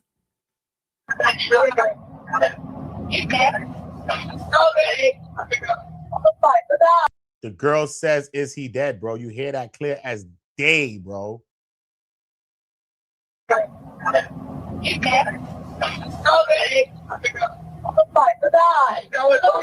Ceto Assistance, Vicky speaking. How can I help you? Hey, we're at the west tip of Horn, and our bilge pump stopped working. We're sinking. Can you all please come? We have a membership. All right, of course. How far is the water coming up, sir? Can you give me a description? Ankles? Hello? Hey. Yes. How far is the water coming up, sir? It's coming up. We're just sinking. I don't know. Like we're going down now.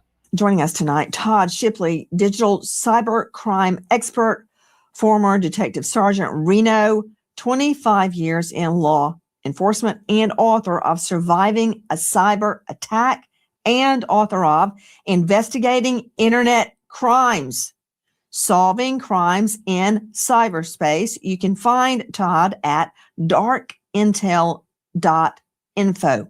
Todd, how can I tell if this is real. It was supposedly originally gotten from the government agency that supplied it. It doesn't sound like it's a complete video to me to begin with, because there should be more conversation. So where's the rest of the video would be or the audio. Then we can start to begin to forensically look at the audio to try to figure out and pull out the voices in the background. Because the question is, what are the people saying in the background, and what exactly are they doing? What sounds are in the background? Are they actually at the place that they say they are, based on noise in the background and other things that are happening? So, I mean, we can look at a lot of those other things within the audio itself to try to identify what's there and what these people are saying. Pull out those individual quotes and try to isolate them based on what they're saying, and slow it down, speed it up, that kind of thing, and pull out the background noise so that there's nothing else, so we can just isolate those things. There's several things that can be done with this. Todd Shipley, if you had this audio, what would you do digitally to clean it up, enhance it, and isolate it? Well, there's, as I said, there's some of the things that we can do is we can isolate the different tones, the different signal pieces that are coming through there in the audio. We can take that and isolate the individual people that are in there and try to identify who they are. And that's done digitally. We can actually just isolate the different streams that are there and pull out those different audio pieces. To all the members of the panel, I want you to listen carefully to this without reading the transcription. One more time.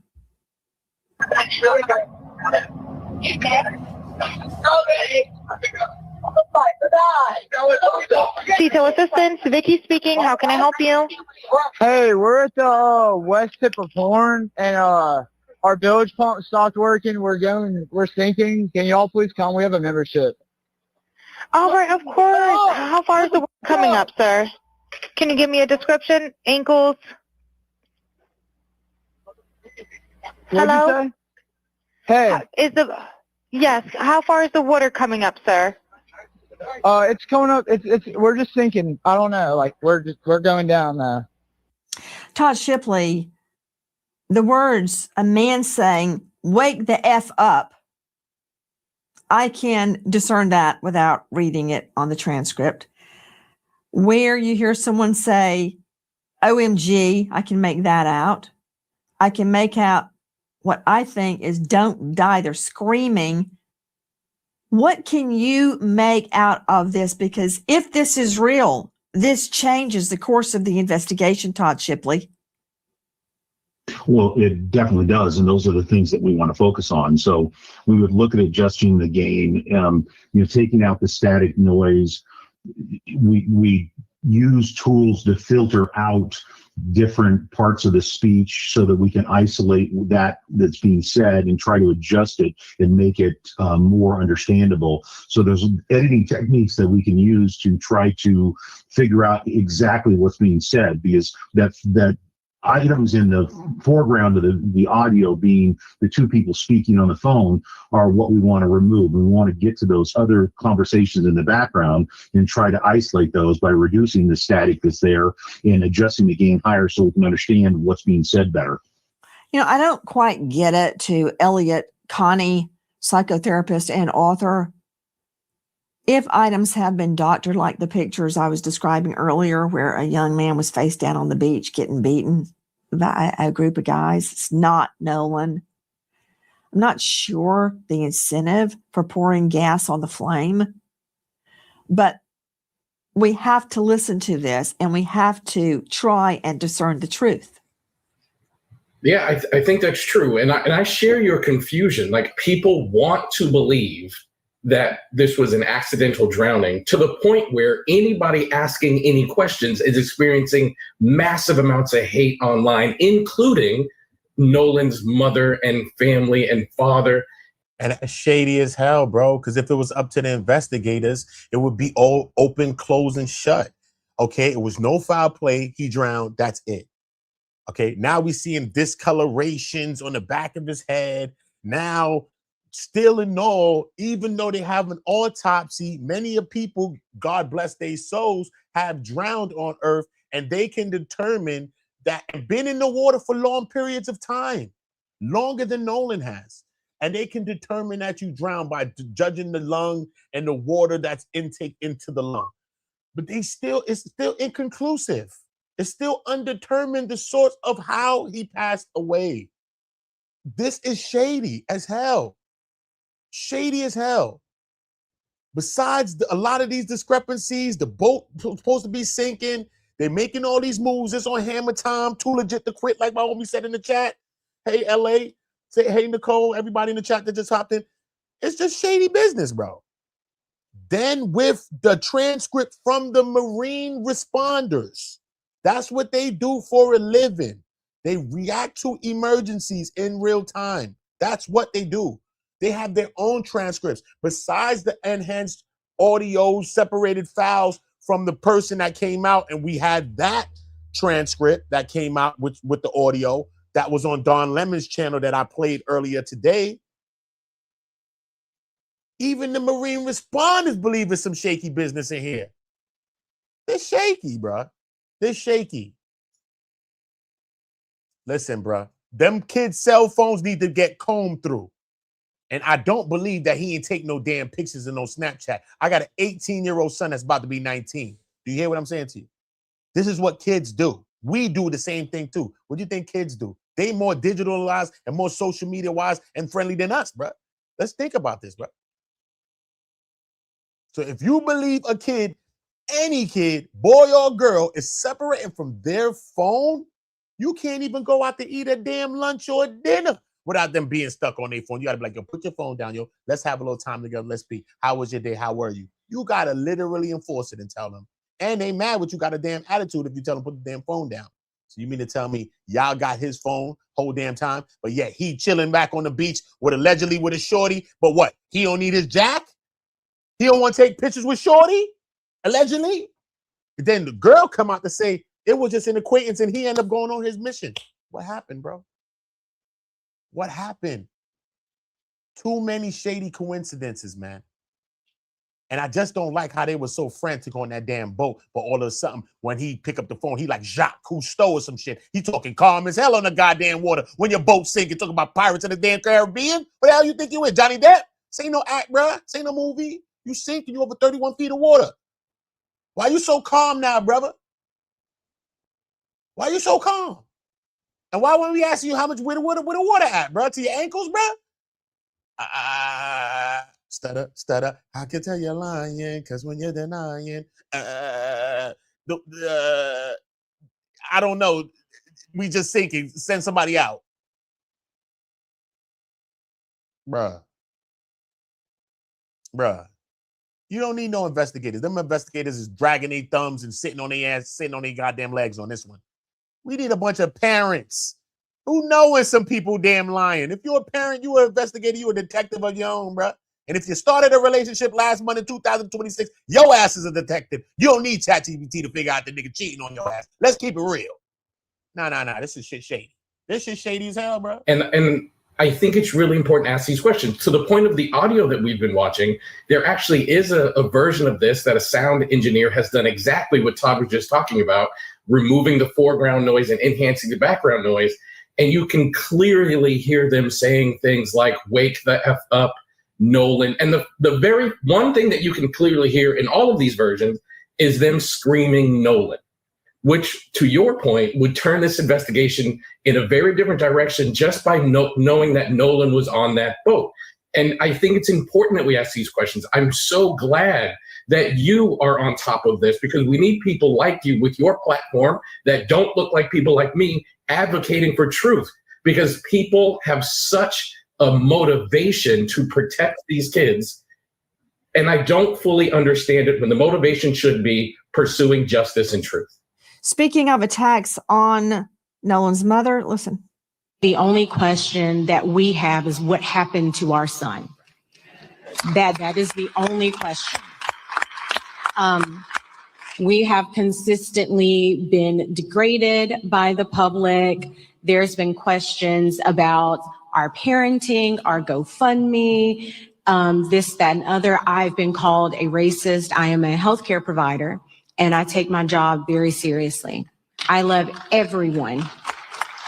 Not It's foul what they putting it through, bro. Even her questioning race, her color, and all type of stuff. But you know what's so shady as shit, bro? Why when we get a GoFundMe going, it's some shady business. I done see Zimmerman. I done see how many people, Kyle, Renner. I done see everybody get turned 100,000ers, millionaires off GoFundMes. We ain't hear nobody saying nothing about the money that they received, bro. But why when we got to get a little help, it's a big issue and we can't get no help, bro?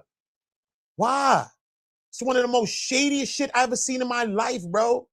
Why when we want to get help, it's a big thing, bro? Now they want to know where the money at and what the money doing and all this other shit. What happened, bro? People on trial for murder, unalivings is getting big time GoFundMes, eating bread, still eating off that money right now. And ain't no issue. You don't think the family need a little help, son? Why can't they get help, bro? It's going to cost money to do a lot of things that they want to do, all these independent autopsies, investigations, everything that they want to do, even to pay off legal teams and anything that they think to get people on their side that's going to help push their initiatives. It's going to take money. It's going to take resources. It's going to take resources. But why is it a problem when we need some resources? Huh? Oh, y'all just want us all barefoot and pregnant. That's what the hell y'all want us? Come on, bro. It's nasty work with y'all. It's nasty work. It's nasty work, bro. Straight, bro. I bet you if them boys that's on the boat come up with a GoFundMe, it'll be okay, though. We traumatized and we left social media, so we need to start a GoFundMe. I bet you it'll be all right for that, though. Shady ass. only is Nolan's family getting death threats, reportedly, but so are the so-called friends that were on the boat. Well, I mean, with everything going on social media right now, with people saying the crazy things that they're saying, I would never want to take the attention off of Nolan and his family. They don't deserve that. And, you know, for own personal reasons, I mean, I've gotten thousands of death threats. My family's got thousands of death threats. I couldn't bring myself to go because, you know, I got to put my own safety first. And even if that means, you know, missing my friend's funeral, I mean, it's horrible, and I wish I could have been there, but you know, that's what's been going on, you know. That is from the Officer Tatum show. Not only that, apparently law enforcement is getting threatened. Our community is grieving the tremendous loss of Nolan Wells, who is loved and treasured by everyone. Nolan's family deserves answers, and our community deserves answers. Every death in the county, except those of natural causes and non-criminal car wrecks, are presented to your grand jury. Many people don't know that. We have handled death investigations in this manner my entire career. Nolan's case is being handled the same way, with the same care and the same commitment to the truth that we handle all death investigations. I understand the public's urgency to know what happened to Nolan, but we are not taking time for time's sake. We are taking the time required to complete the work this investigation demands. Since Nolan was reported missing, local, state, and federal law enforcement agencies have worked around the clock investigating what happened to him. Hi guys, Nancy Grace here. Please join us on Crime Stories and stream Climate. This is my thing right here, though. If people wasn't, I don't want nobody getting no D threats. You know what I'm saying? Because, you know what I mean? Whether people doing their job lackluster, we get it, bro. You know what I'm saying? I think life is a very precious thing, right? But it seemed like if these investigators and certain people wasn't getting these threats, they wouldn't be making videos like that, trying to speak to people. They got people just out on a limb, not knowing nothing. Not knowing nothing. We hear now TMZ and investigators got wind of people that was on the island that actually seen Nolan, air quotations, seen Nolan on the beach while the boat was gone. Where's this at? Where's those speculations at? Why are we now hearing about that now? What happened to that? You ain't been heard that? You ain't been heard that? Even one of, I think one of his friends was saying some of the same things similar. Where's these things coming out to be spoken about? I get it that you have an investigation. You don't want to impede it. You don't want to mess up your investigation. But at the end of the day, people want answers. Not just we do. We're not even family to Nolan. We want answers. So imagine what the family is feeling. Imagine what the mother and the father and any family member is feeling, what they want. But I think they're dragging their feet on this situation. Or are they telling some of these people not to do interviews who allegedly have seen Nolan on the beach, air quotations again, when the boat left? Are they telling them not to do interviews or something like that? What's going on? What's really, really going on in this case, bro? And will Nolan Wells ever get justice? For real? Will we ever find out how he really passed away? Will we ever discover the actual cause of death? The actual autopsy results? Or has a call came down from the uppers and said, listen, man, you know we need to sweep this thing under the rug. Betty, my bad. Let's sweep this thing up under the ocean, homie. What happened? I'm a theorist when I'm ready. Spurious theorist when I'm ready. I got to say the word. When you put certain words together, the algorithm start wilding AI. Chill. Uda smart. I made it out of Brooklyn. I'm not stupid. So I'm just saying, though, I'm a theorist when I'm ready, bro. But we just got to think for ourselves, bro. We got to think for ourselves. Straight up. God forbid this happen to anybody that we love or we know. Because under 40% of they don't even solve your case if you even melanated, you look a little certain tone like this. You look a little darker, your ass ain't never going to be found. That's fact sandal of Jesus. That shit been going on since 1700, 1600, and all them hundreds. Facts. Since 100. And it's shady work. Them boys and them people on that boat, their phones need to be combed through. They need to be ran down on again. We need to understand what the hell's happening with them. Because it's shady work. They ended up with that phone. That shit was foul play in itself. Nobody leaving their phone nowhere. You know, two things you lose right now. You get a feeling in your gut. You hear me? You get a feeling in your gut. Your keys to your house. And you probably got a replacement in your house. You lose your keys. You just feel it in your stomach. You lose your phone. It's the same exact feeling. When the last time you lost your keys? When the last time you lost your phone? I just lost my phone a couple of days ago. You know that, right? What was it? Saturday. I lost my phone. Lost my phone. You heard me? Sunday. You know what? Somebody called me back, said, yo, look, man, I told Siri, call your moms, and the shit dialed your moms. My mother called me on my next line and said, yo, somebody got your phone down the block, you know? I said, get the fuck out of here. Second time it's happened. But I know I had that feeling in my stomach, bro. Pause. But I had that feeling, bro. You know how I felt, bro, losing my phone, bro? Come on, bro. You know, everything that we have is on our phones. Everything, bro. Not just pictures and memories and all of those things. Everything that you're saving, everything that you're storing, your website, just your websites, the things that you're on, just on Google. You mad about all of those things. But you're going to leave your phone somewhere else, and these kids got your phone all the way somewhere else? All the way back where you docking from? All the way back in your town? And you all the way somewhere in Horn Island or somewhere in the water? Shit don't make sense to me, bro. You got to make the shit make sense to me, bro. Make it make sense. Make it make sense, because even Stevie can see the fixes in, nigga. What the fuck you talking? My Sherry Amore. Stevie when it could see the fix more and more. Stevie could see this cover up, bro. Everybody subscribe to this channel, hit the notification bells, because now I'm on this shit now. Because this shit got me damn well upset. I've been following the case. I'm going to try to, I hit Marie already, who's on Nancy's channel today. I hit her up. That's my homegirl. I hit her up today to see if she could come and talk to me. First of all, I'm going to pick her brain first. So whatever the hell I pick her brain on, I'm bringing right to y'all anyway. But I want to bring her as well as some other journalists, real people that's covering stories out here. Me and her was covering a trial together. Bring real journalists so that y'all could probably ask some questions as well for the chat. Maybe we can have a little segment like that with everybody that I bring on. I need to cover this. Shout out to Ryan that stopped in my chat too as well. Like yesterday, I got a random message on my channel in the comment section. It's like, yo, your channel all over the place. Yo, what's going on, bro? You ain't covering the Nolan. He said the Nolan's Nolan Miles or some shit like that. I'm like, I corrected him back like Nolan Wells. He like, all right, cool, you right, but yo, what's up, bro? You know you on your independent journalist bag, bro. I understand you doing your thing. I see where you at, bro. I haven't followed you ever since the Diddy's trial. Even though I started following you from there, I haven't seen a lot of your content. But bro, get back on that and get on this case, bro. Shout out to God. Shout out to Jesus. Shout out to Ryan for popping up in my chat, yo, yesterday, yo, and just messaging random, saying, yo, Uda, I see you doing your thing and you doing these other things. You covering all types of stuff. I get it. But get on this Nolan Wells case for real, because I've been following it. I've been listening to everybody that's covering it.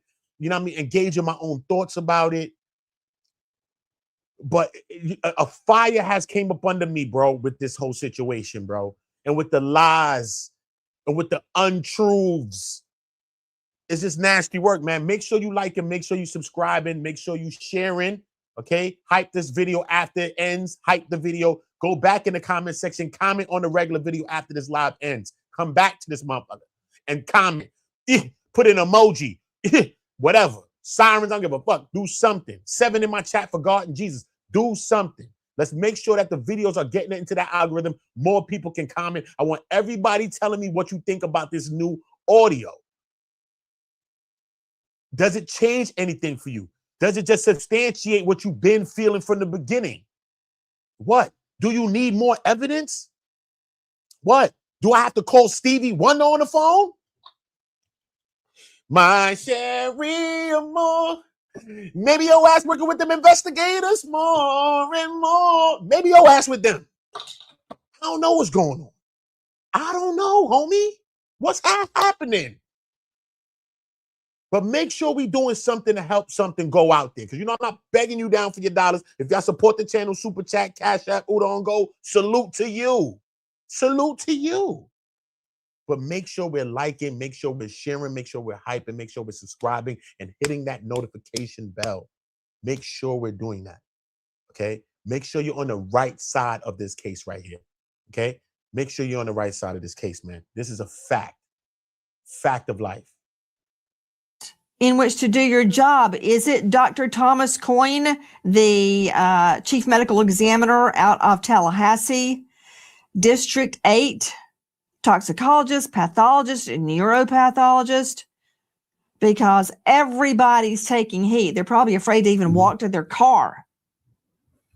It does sound like a tinderbox out there. Yeah, no, I certainly wouldn't want to be involved in that investigation myself as well. So these can get pretty heated pretty Dr. quickly. Coyne, sadly, you're getting dragged into it right now.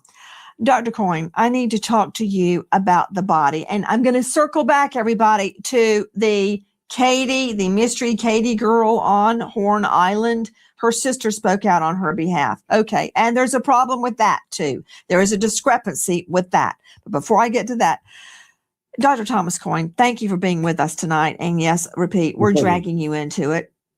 Dr. Coyne, I understand why Nolan Wells's lungs were removed from his body and that the second examiner did not have them. He cannot complete his independent autopsy because he can't look at the lungs. I'm sure the doctor is looking at the lungs in Mississippi because they think he drowned. But why the throat? Why has the initial medical examiner kept the throat? Well, I'll say anytime that you investigate a drowning, it's considered to be a diagnosis of exclusion, right? So you have to figure out why a person went into the water in the first place and why they couldn't get out. And let's assume, in this case, there was trauma that happened to a person or something that prevented him from getting out of the water. Well, if there was, let's say, a battery or a fight that occurred perhaps with injury to him and to his person, if a person, let's say, was maybe strangled or there was injury to the neck, if a person's been in the body of water for several days, especially floating face down, there's probably going to be some considerable decomposition.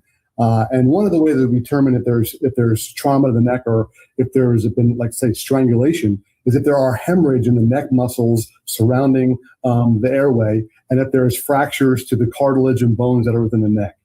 But if there's some considerable decomposition, the blood that's within the major neck vessels can begin to leak out into the surrounding muscles and make it very difficult for you to differentiate actual hemorrhage from artifact of decomposition.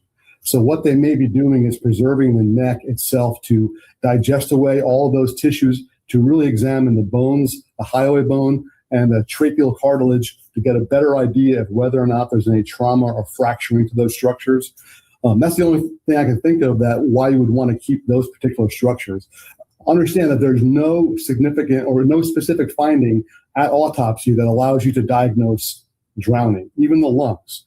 So the lungs may have evidence of, fresh water or salt water, looking under the microscope, but you can't tell whether that was active or passive movement of water into the lungs, if this is a body that was thrown into the water after death or a person who actively drowned. And so I don't know why they're saving the lungs, but the neck structures, I can make the argument that they're trying to get a better look at the neck cartilage as well as the bone, the highway bone in the neck. So, Dr. Coyne, that was a lot. Receive the body with no throat and all of this and all of that is just weird, bro. Pause, because I'm from New York City, bro. That's weird as hell, bro. What's going on? What's really, really going on?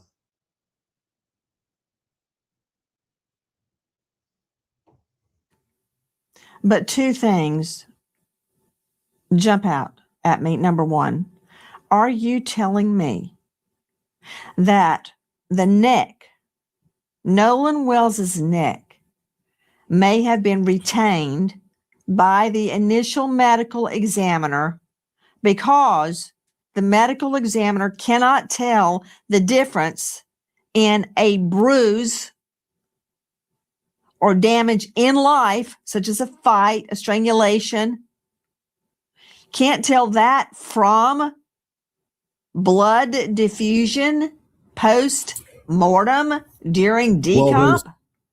Yes, there's that's one of the possible reasons.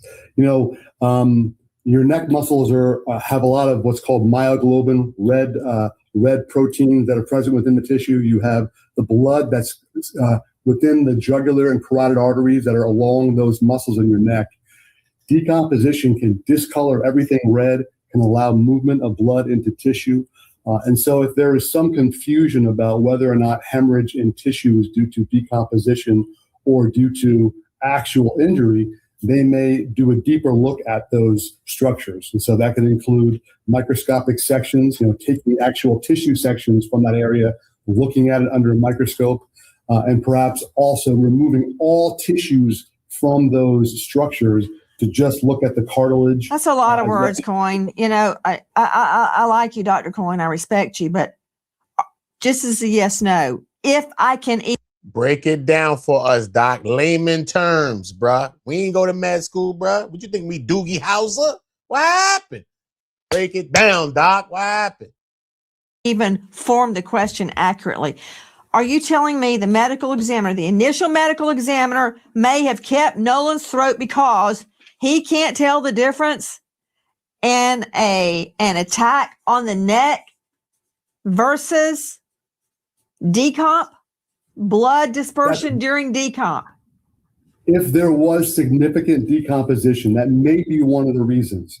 I've never. All right. So I'm taking that. Yes, that could be it. So yes, absolutely. I can't think of any other reason. In drowning, sometimes you have less than 10% of drownings. There's the hypothetical dry drowning where a person can have a spasm of the neck muscles once you swallow water. But there's no physical finding that you could look at autopsy that would prove that. So I can't imagine they would save the neck for that reason. The only reason I can think of is that they're looking at the underlying structures a little more clearly.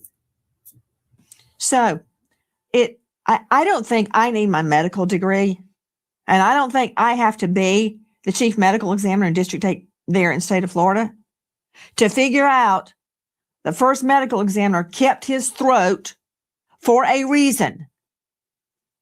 What is the reason? Why the throat? Why not the foot? Why not the hand? Why the throat? There's something about the throat that the medical examiner is concerned about. You probably was being strangled allegedly. Before he probably went over that boat, a board, right over the edge. Who knows what the hell happened? Maybe everything happened on the damn boat. Then next thing you know, allegedly, mistakenly, supposedly, he ended up in that water. Seems like foul play. Seems like foul play. Even though the doc said when it comes to you swallowing the water, you won't even be able to see the spasms in the neck muscles. You won't be able to see that unless you go into further analysis. We could get that. But it seems like something more. What else are they looking for? Why did they send the body without the throat muscles? Like, what's going on? It just seems shady as hell, son. So I think Nancy's onto something with that. just heard Coyne explain it very clinically and in depth. I want to ask you something else. Can I see Dr. Coyne, please? Dr. Coyne, we were just showing you autopsy results, and it's from the second medical exam, the second doctor.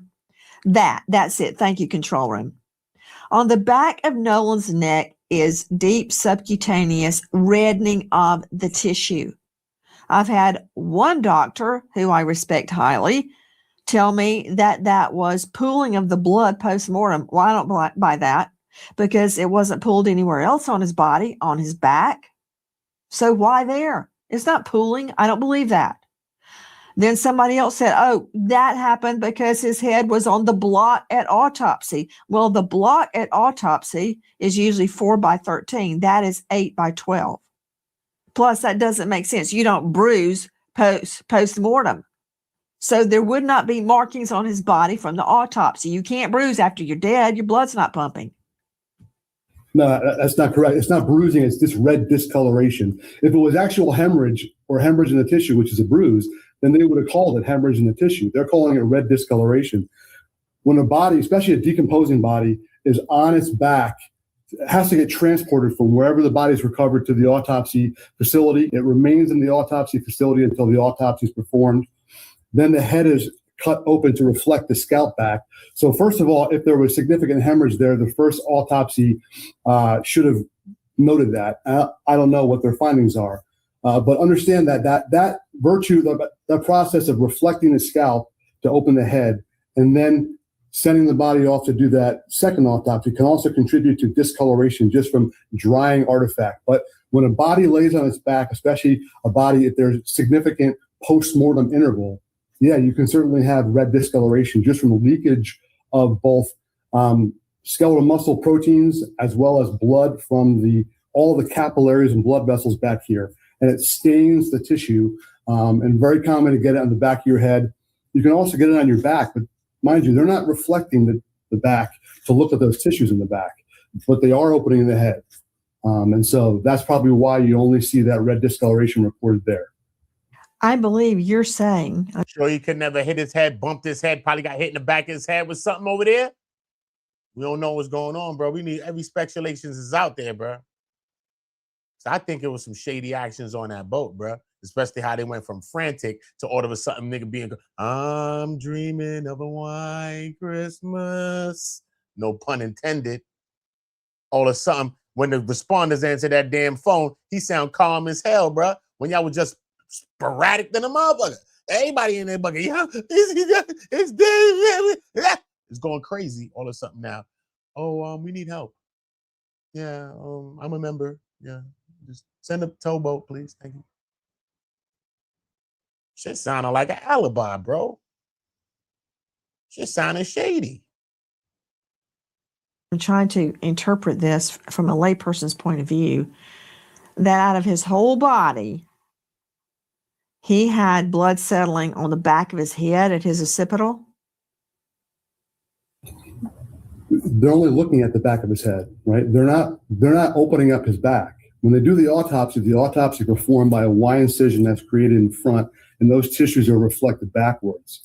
They're saying that's red discoloration because it's different color from the normal color of the occipital bone. They're also, from that photo, they're just putting red marker across the back of the occipital bone. Dr. Coyne, to me, that didn't settle anything. but we can't settle anything because we don't have the full autopsy. So we're like the 5 blind guys feeling different parts of the elephant, trying to figure out what is it. Okay, we can't sign off until we address the Katie issue. Now, correct me if I'm wrong, Alexis Tereszchuk, Crime Stories investigative reporter, but the friends on the boat say Nolan wanted to stay behind because of a girl he just met named Katie. Katie has been found, and she says no. He said he was leaving with his friends. 100%. Do I have that much right? 100%. You have that exactly Let's right. take a look at what Katie's sister says. Put it up on the screen, please. Katie had a conversation, assumed Nolan was getting ready to get on the boat that he came out in. Katie made it home. She was on another boat, different people, blah, blah, blah, blah. Katie. Hold the hell up. Let Uda get on this case, bruh. To hell, reading rainbow, I can't read anything. Let me read this shit, bro. The hell wrong with her? Blah, blah, blah. Ain't no blah, blah, blah when people done passed away. What's wrong with you? Caucasian woman? Anyway, Katie had a conversation and assumed that Nolan was getting ready to get on the boat he came out in. Katie made it home because she was on another boat and was with different people. Katie was safe because my brother and sister-in-law went and got her. Katie assumed the friends telling him to get on the boat wouldn't have left him. Telling him to get on the boat. Katie!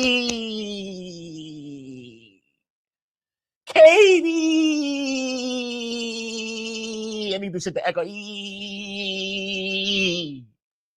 Katie! Now you talking, Katie. Sound like Katie got the most sense out of every goddamn body.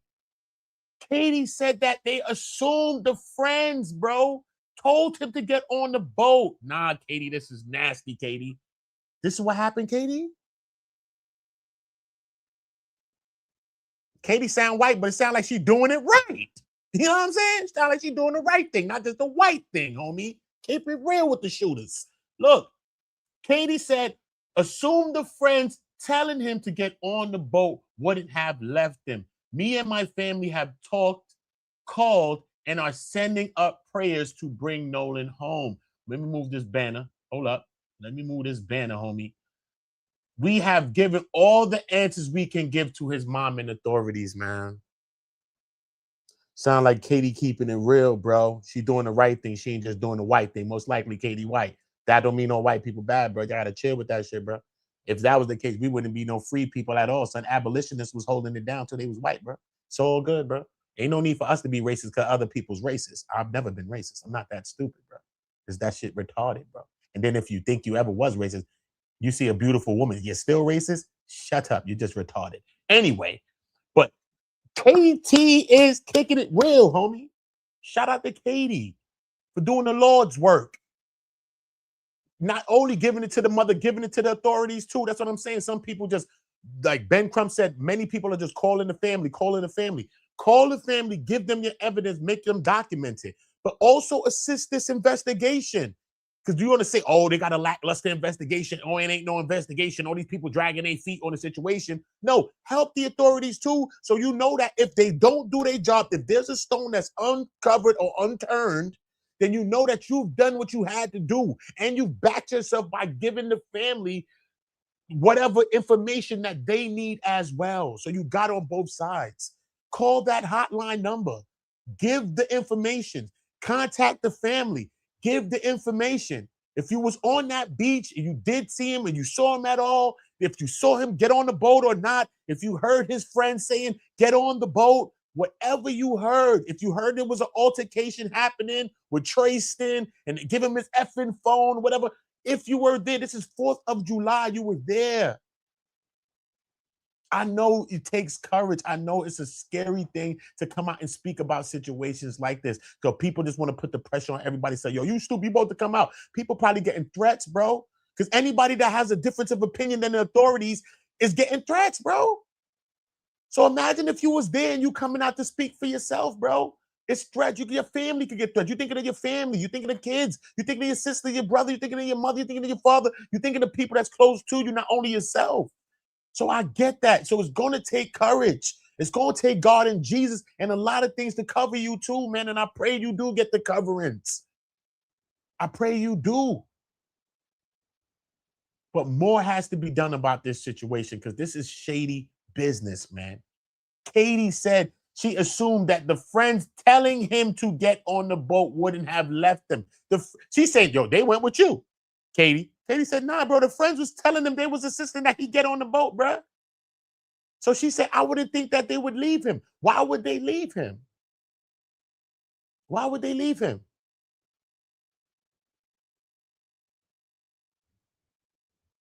But y'all was friends? Did one of y'all like Katie? But y'all was mad that Katie was having jungle fever? I don't know if Katie white or black, but most likely I'm just saying Katie. The fuck? I seen Dawson's Creek. I ain't stupid. I seen Dawson's Creek, nigga. The fuck? At least seen 3 seasons of it. Katie, homie. Or fucking Charmed or some shit. Charmed. I seen at least a season of Charmed, bro. Her name Katie, bro. So let's stop the bullshit. Why is y'all mad that she was having a little jungle fever?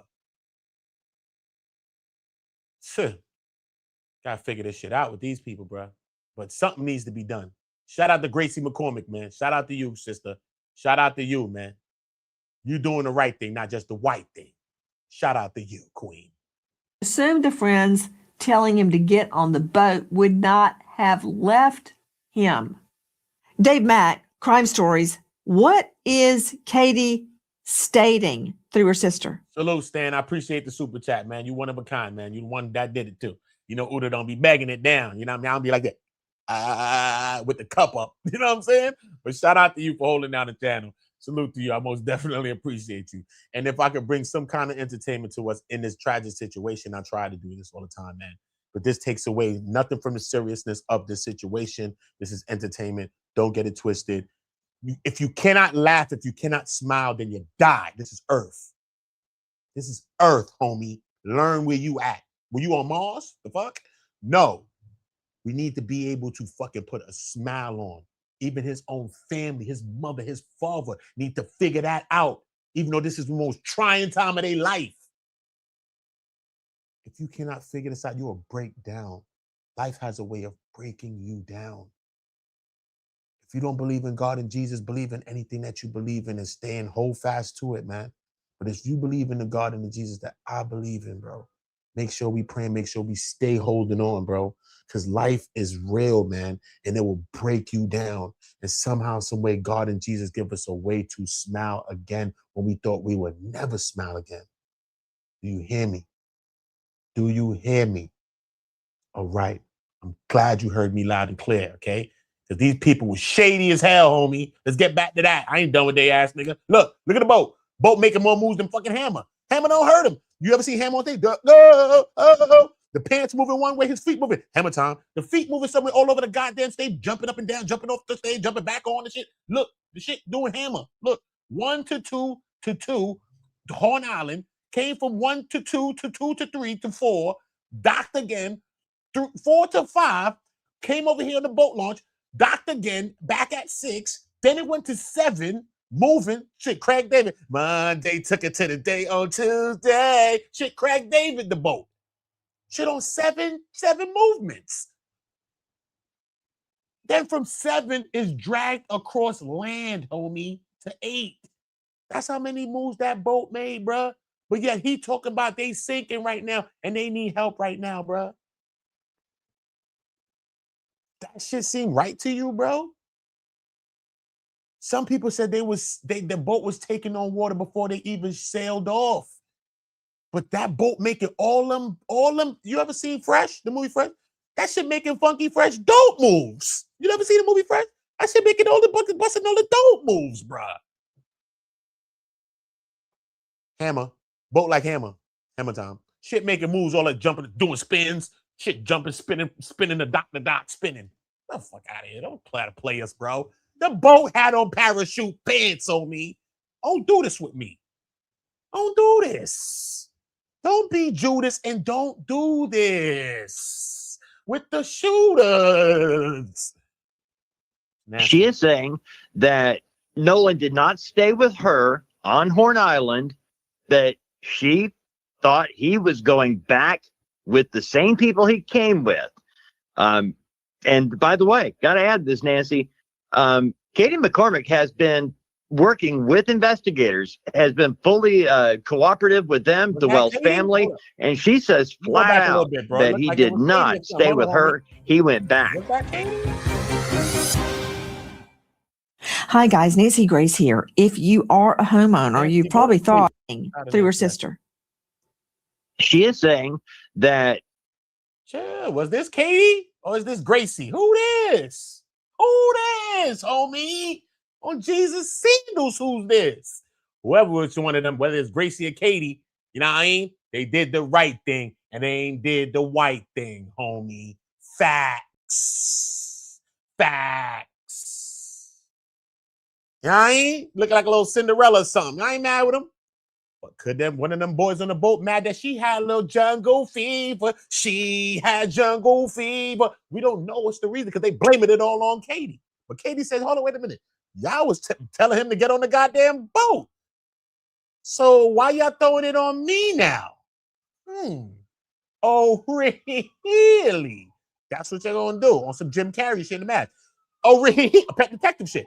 Don't do this, bruh. Y'all niggas is shady as hell, bruh. Shady as goddamn hell, bruh. Straight, son.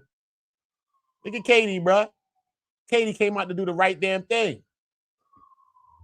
You know what I'm saying? Word. Katie looked like she eating her little pancakes, too. Her little hog moss. I ain't mad with her. Sandals of Jesus. But listen, at the end of the day, why Katie the only one doing the right thing? Why she's coming out to say something, to say, yo, bro, nah, man.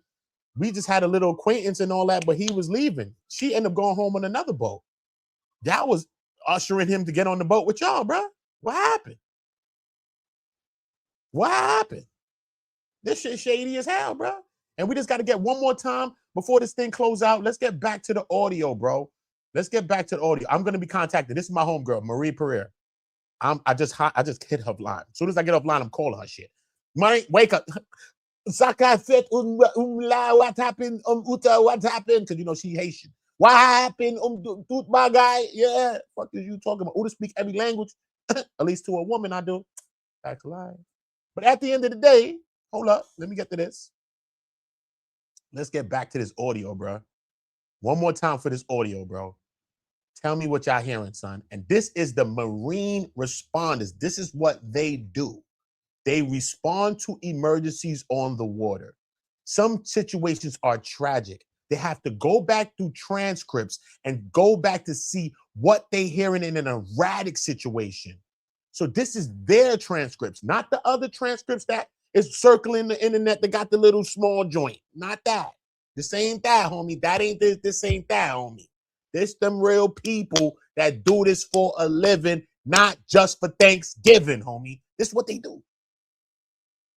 Let's go back to what we hear and just look at what we see when it comes to the actual transcripts of the new boat audio evidence. And tell me, what do you think about this? Does this change anything for you? Does this substantiate anything for you? Do you need more proof? That was what my poll was. I want you in the comment section and let me know what y'all thinking. Even after this video ends, I want y'all to get back to the video, write a comment on the actual video, not just on the live shit. Unless you working with them investigators and you ain't trying to hold nothing down. Bye. That floozy named Susie. Bye. The fuck? Get your ass on. Go on and get. Yeah. Buddha's an actor, but I ain't acting now. It's a fact. Listen.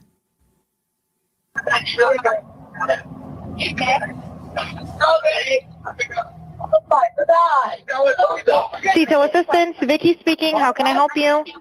Hey, we're at the west tip of Horn, and Listen.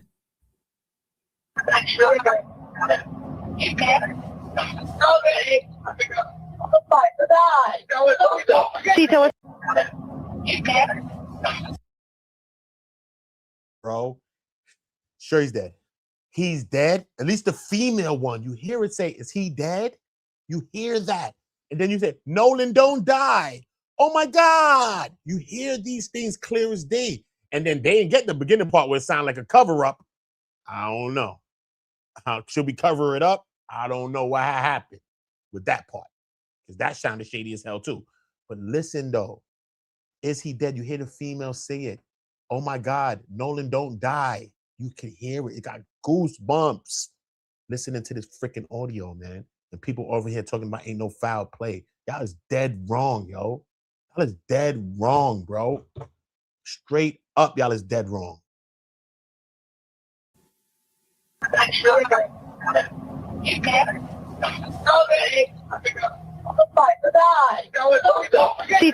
Nolan, don't die. Nolan was on that boat, bro. Nolan was on that boat. Nolan was on that boat, bro. Did they knock him into the water? Did he go underwater because he was unconscious or something like that? Maybe hit his head. Maybe this has got some reason for the discoloration. Maybe they get him back on the boat. This is where they end up getting the fucking hurt boat, all type of wild shit. They doing too much in the goddamn water trying to get him in. Who knows what's happening, bro? Because all of a sudden your boat taking on water, but then when you making the fucking the distress call, you sound mad calm. How, bro? How? How, Sway? On Kanye voice. How, Sway? How? You hear Nolan don't die. And then listen, we're gonna listen how calm he get. And when the woman asking him, are you under how much water is in the boat? Is it up to your ankles? His attention's gone. He can't even think straight. He's excuse me. Stutter, stutter. I can tell you're lying, because when you're denying, you stutters, you stuttering, sir. You ever seen the shit? And then the bike go by and he say, G's on the letter M. Exactly, bro. I need to bring that shit into here too. So that's just stupid stuff. I need to bring that in here. Straight, because this is what we dealing with here, bro. Listen.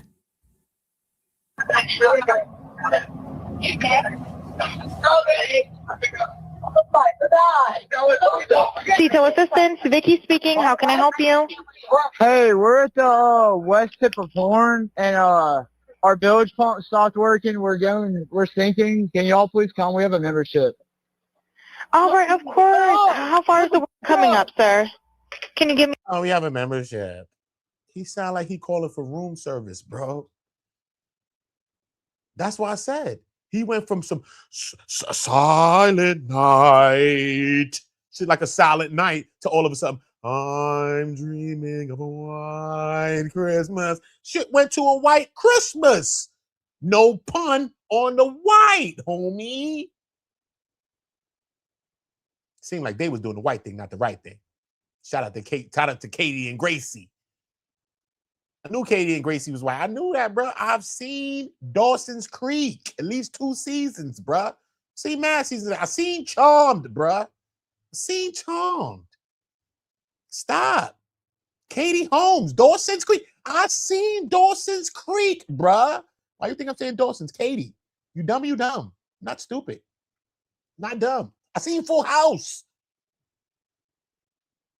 A description, ankles. Hello? Hey. Yes, how far is the water coming up, sir? Like, we're going down. Sir? What'd you Hello? say? Hey. Yes, how far is the water coming up, sir? It's coming up. We're just sinking. I don't know. Like, we're going down now. I don't know. I don't know. We're just going down now. I don't know, bro. I don't know. Everybody was just frantic as hell, bro. Now he don't know. That shit makes sense to you, man? Shit don't make sense, bro. That shit do not make no sense to me. I don't know if that shit makes sense to you. It don't make sense to me, man. R.I.P. to Nolan Wells. Condolences goes out to his family, man. Salute to anybody that's trying to help this investigation move forward. Contacting the family, contacting the investigators, whoever's coming forward. It takes courage. It takes bravery. It takes all of those things. I see people being threatened. That's even just covering the story or even have a difference of opinion. So for you to step out on that ledge, it's a lot. And I pray God and Jesus, I pray they be with you. I pray that God and protect your walk and God and protect your steps out here, man. because it's real, man. To do the right thing is hard sometimes. The hardest thing to do is just to do the right thing, man. We know the bad thing is easy, man. It's easy to cover something up. It's easy to keep it quiet and say nothing, man. It takes a lot to say something, man. Shout out to Katie. Shout out to Gracie for saying something that's a difference of opinions from what them boys was on that boat, bro. Has this evidence, this new evidence, changed something for you? And tell me, what is it that you hear on the audio? And one, did you listen to the audio before you read the transcripts? And even if you read the transcript, do you feel like it's changed anything for you? Because they're saying that we, you, me, or anybody that has heard the audio, which I heard the audio before I even watched the transcript, they say that we can have a confirmation bias, that we are confirming things and we're biased because of what our brain has already heard already. Do you believe that to be true? Tell me what you think about this whole case if you've been following this case. I'm going to do more videos on this, and I'm going to bring some people on this channel that's journalists, that's real people. I'm going to contact my people in the news, bro. I'm going to try to get Terry and these kinds of people on. Defense attorneys. So I'm bringing on, nigga, big people. Channel 7, CBS, NBC, everybody in my goddamn phone. I don't even call nobody, bro. I'm not a clout chaser. My phone is lit, and everybody I know is lit in real time, son. I've been chilling since the Diddy's trial, bro. I'm going to be doing content like that. I just do things on what I want to do things on. Straight up, if you watch my channel, son, I don't be live. Shout out to Ryan who came into my chat. That's what I'm trying to tell you, man. You never know how far you could get, bro, or who you could be, bro. Ryan is just a random person who came in my chat that been following me ever since I was covering Diddy's trial, bro. I said, yo, Uda, what's up? Your channel all over the place. What happened, bro? You ain't in your independent journalist back? What's going on, bro? You're a journalist. Bruh, you need to get on the Nolan Wells case or some shit he called it. I said Nolan Wells. I corrected him. But I said, you know what? Right. And I just began to start looking at more stuff. And then I heard this audio, bro, and I could not sleep. And I've been up since early, bro. I've been up. I have not slept today. I have not slept. I could not sleep. I said, you know what? I'm going to do this live. I was going to do it like 4 o'clock in the morning, 5. But I'm like, damn, it's going to be me and the birds doing it. You know what I'm saying? I said, you know what? Let me just wait till about 6 o'clock, 7 o'clock, and I'm going to do the live. So I stayed up and watched some other stuff and watched that video and watched Nancy, watched a few of these things. I watched them so I could stay up, so that I could bring you this live right now. So I want you to hype this video when it ends. I want you to like this video. I want you to share this video if you can to any of your platforms. I want you to subscribe to Uda On Go, and I want you to hit the notification bells to make sure that you're notified. And when this live ends, I want you to go back to the video version of this video when it's over. And I want you to write a comment in the comment section. Even though you've been here commenting in here, shout out to all of us that's here rocking with us. I want you to go back to the comment section and comment as well. Okay? I want you to comment. Hold up. Let me give my girl up in here. Hold up, Virgo girl. Hold up. Let me give LA a wrench. You know they said you my girl. You know I ain't shit. I don't give a fuck. You know I don't give a fuck. I'm Stan Tour. Hold up, let me mod up Stan. Virgo girl. Hold up, let me mod you up too. Mod up Stan. Hold up, let me mod up Stan. Who else is in the chat? Stan modded. LA modded. Cool. Oh, Nicole Judge, you ain't modded, sis? I knew Nicole for years. That's my homie. It's my damn homie. It's my homegirl, man. Facts, man. Godspeed, I modded you up too, right? Godspeed, I know I did. Oh, all right, cool. So Godspeed is modded up when he come back. You be modded up too as well. Yeah, man. Shout out to all of us, man. Shout out to my 3 homegirls that's now modded up. Virgo girl, LA, and Nicole Judge. Shout out to all 3 of y'all. Nothing but love to all of y'all. You know what I'm saying? But we got to be on top of this case. You know what I mean? You know I'm stupid as LA. You know I ain't shit. You know I'm gonna tell the shit the way I want to tell it shit. You know what I'm saying? Word. Me and LA was on one little podcast together. They talk about y'all together. I'm like, what the fuck? That's my homegirl. Like, yo, y'all gotta stop. Even though she got the little gray streak like Rogue or some shit in the motherfucking X-Men, and I used to love Rogue in the motherfucking Storm or some shit. Rogue or one of the motherfuckers. Yeah, that was my favorite X-Men out this motherfucker as far as females went. But yeah, I ain't. It's all good.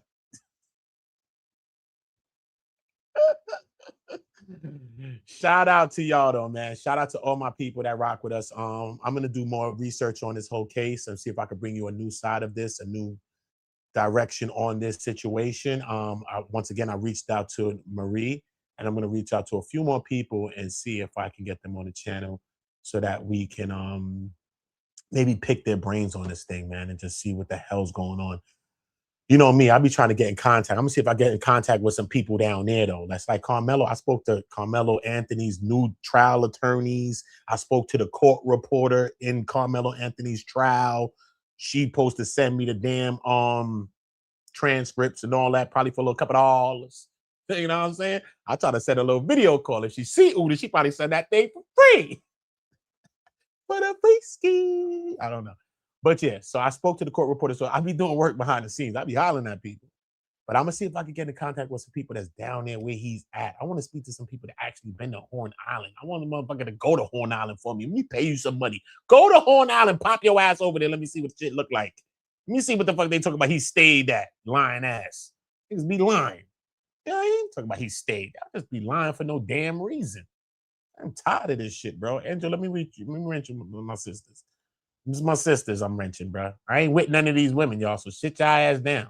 Yeah, I know you niggas is pookies and dry and dookies. Pookies and dookies. Chill the fuck out, though. They're gonna name them my sisters. Relax. All these people. You know what I mean? Why can't men be around women and we not be together? This shit is some weird ass shit going on out here, bro. Shit weird, bro.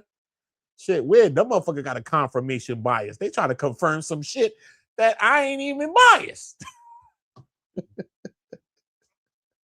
That's what I'm saying. Should be weird, bro. Should be weird, man. Shout out to my bros in the chat. Shout out to Stan, man. Shout out to the sisters, man. Shout out to all of y'all, man. But we're gonna make sure we on go, man. Y'all make sure y'all subbed up. You know what I mean? We always gonna have a good time covering any story. But we most definitely gonna also bring across the seriousness of this situation and seeing what's going on. I'm gonna try to racially profile some of them white boys on that damn boat. Hopefully, could. You know what I mean? Swindle my way into a goddamn interview with their ass because I ain't know if it's a tantrum. My name ain't know if it's a Tatum. I ain't over there, you know what I mean? Shucking and jiving, buttering no goddamn biscuits for no interview. So I might have to profile on their little ass and say, yo, look, what happened? My bad. I thought you was naive. I thought you was, you know what I'm saying? You know, I ain't thought you was cluxing, homie. Thought you was cluxing. And they might say, you know what, Udi, you was wrong about me. Yo, listen, all right, my bad. I was wrong about you. Let me get an interview, Wyatt Earp, or whatever your name is, Bart Simpson. Let me get a freaking interview from one of y'all little asses, and let's figure this shit out. So my people could put eyes on your ass. Because Stevie done put eyes on y'all asses, and he already told me. My Sherry Moore. All these niggas is lying more and more. Stevie told me about y'all little ass. I ain't got shit else to say about y'all asses. But make sure y'all subscribe to On Go. Uda. Make sure you on go with the Uda, man. I'll be back. You already know. I love y'all, man. I really love y'all. And salute to Stan for supporting the channel, man. You know I don't be asking for anything, but I most definitely appreciate you. You know what I'm saying? But, you know, we're going to find a way to put a smile on our face, even in the most tragic of times. You know what I mean? Even my grandmother died like last year and shit. You know what I mean? I found a way to smile. We have to, bro. Because if we don't smile, you die. That's how it works. If you cannot laugh at your pain, if you cannot laugh, you die, bro. You know what I'm saying? And I pray God and Jesus give his mother and his father and his family and all of his loved ones another way to smile, whether they thinking of his spirit, they thinking of his smile. When you see him, it just seemed like he had a very fun, loving spirit. You know, give them another way and another reason to smile, you know, because that's the hardest thing to do in a situation like this, which is so tragic.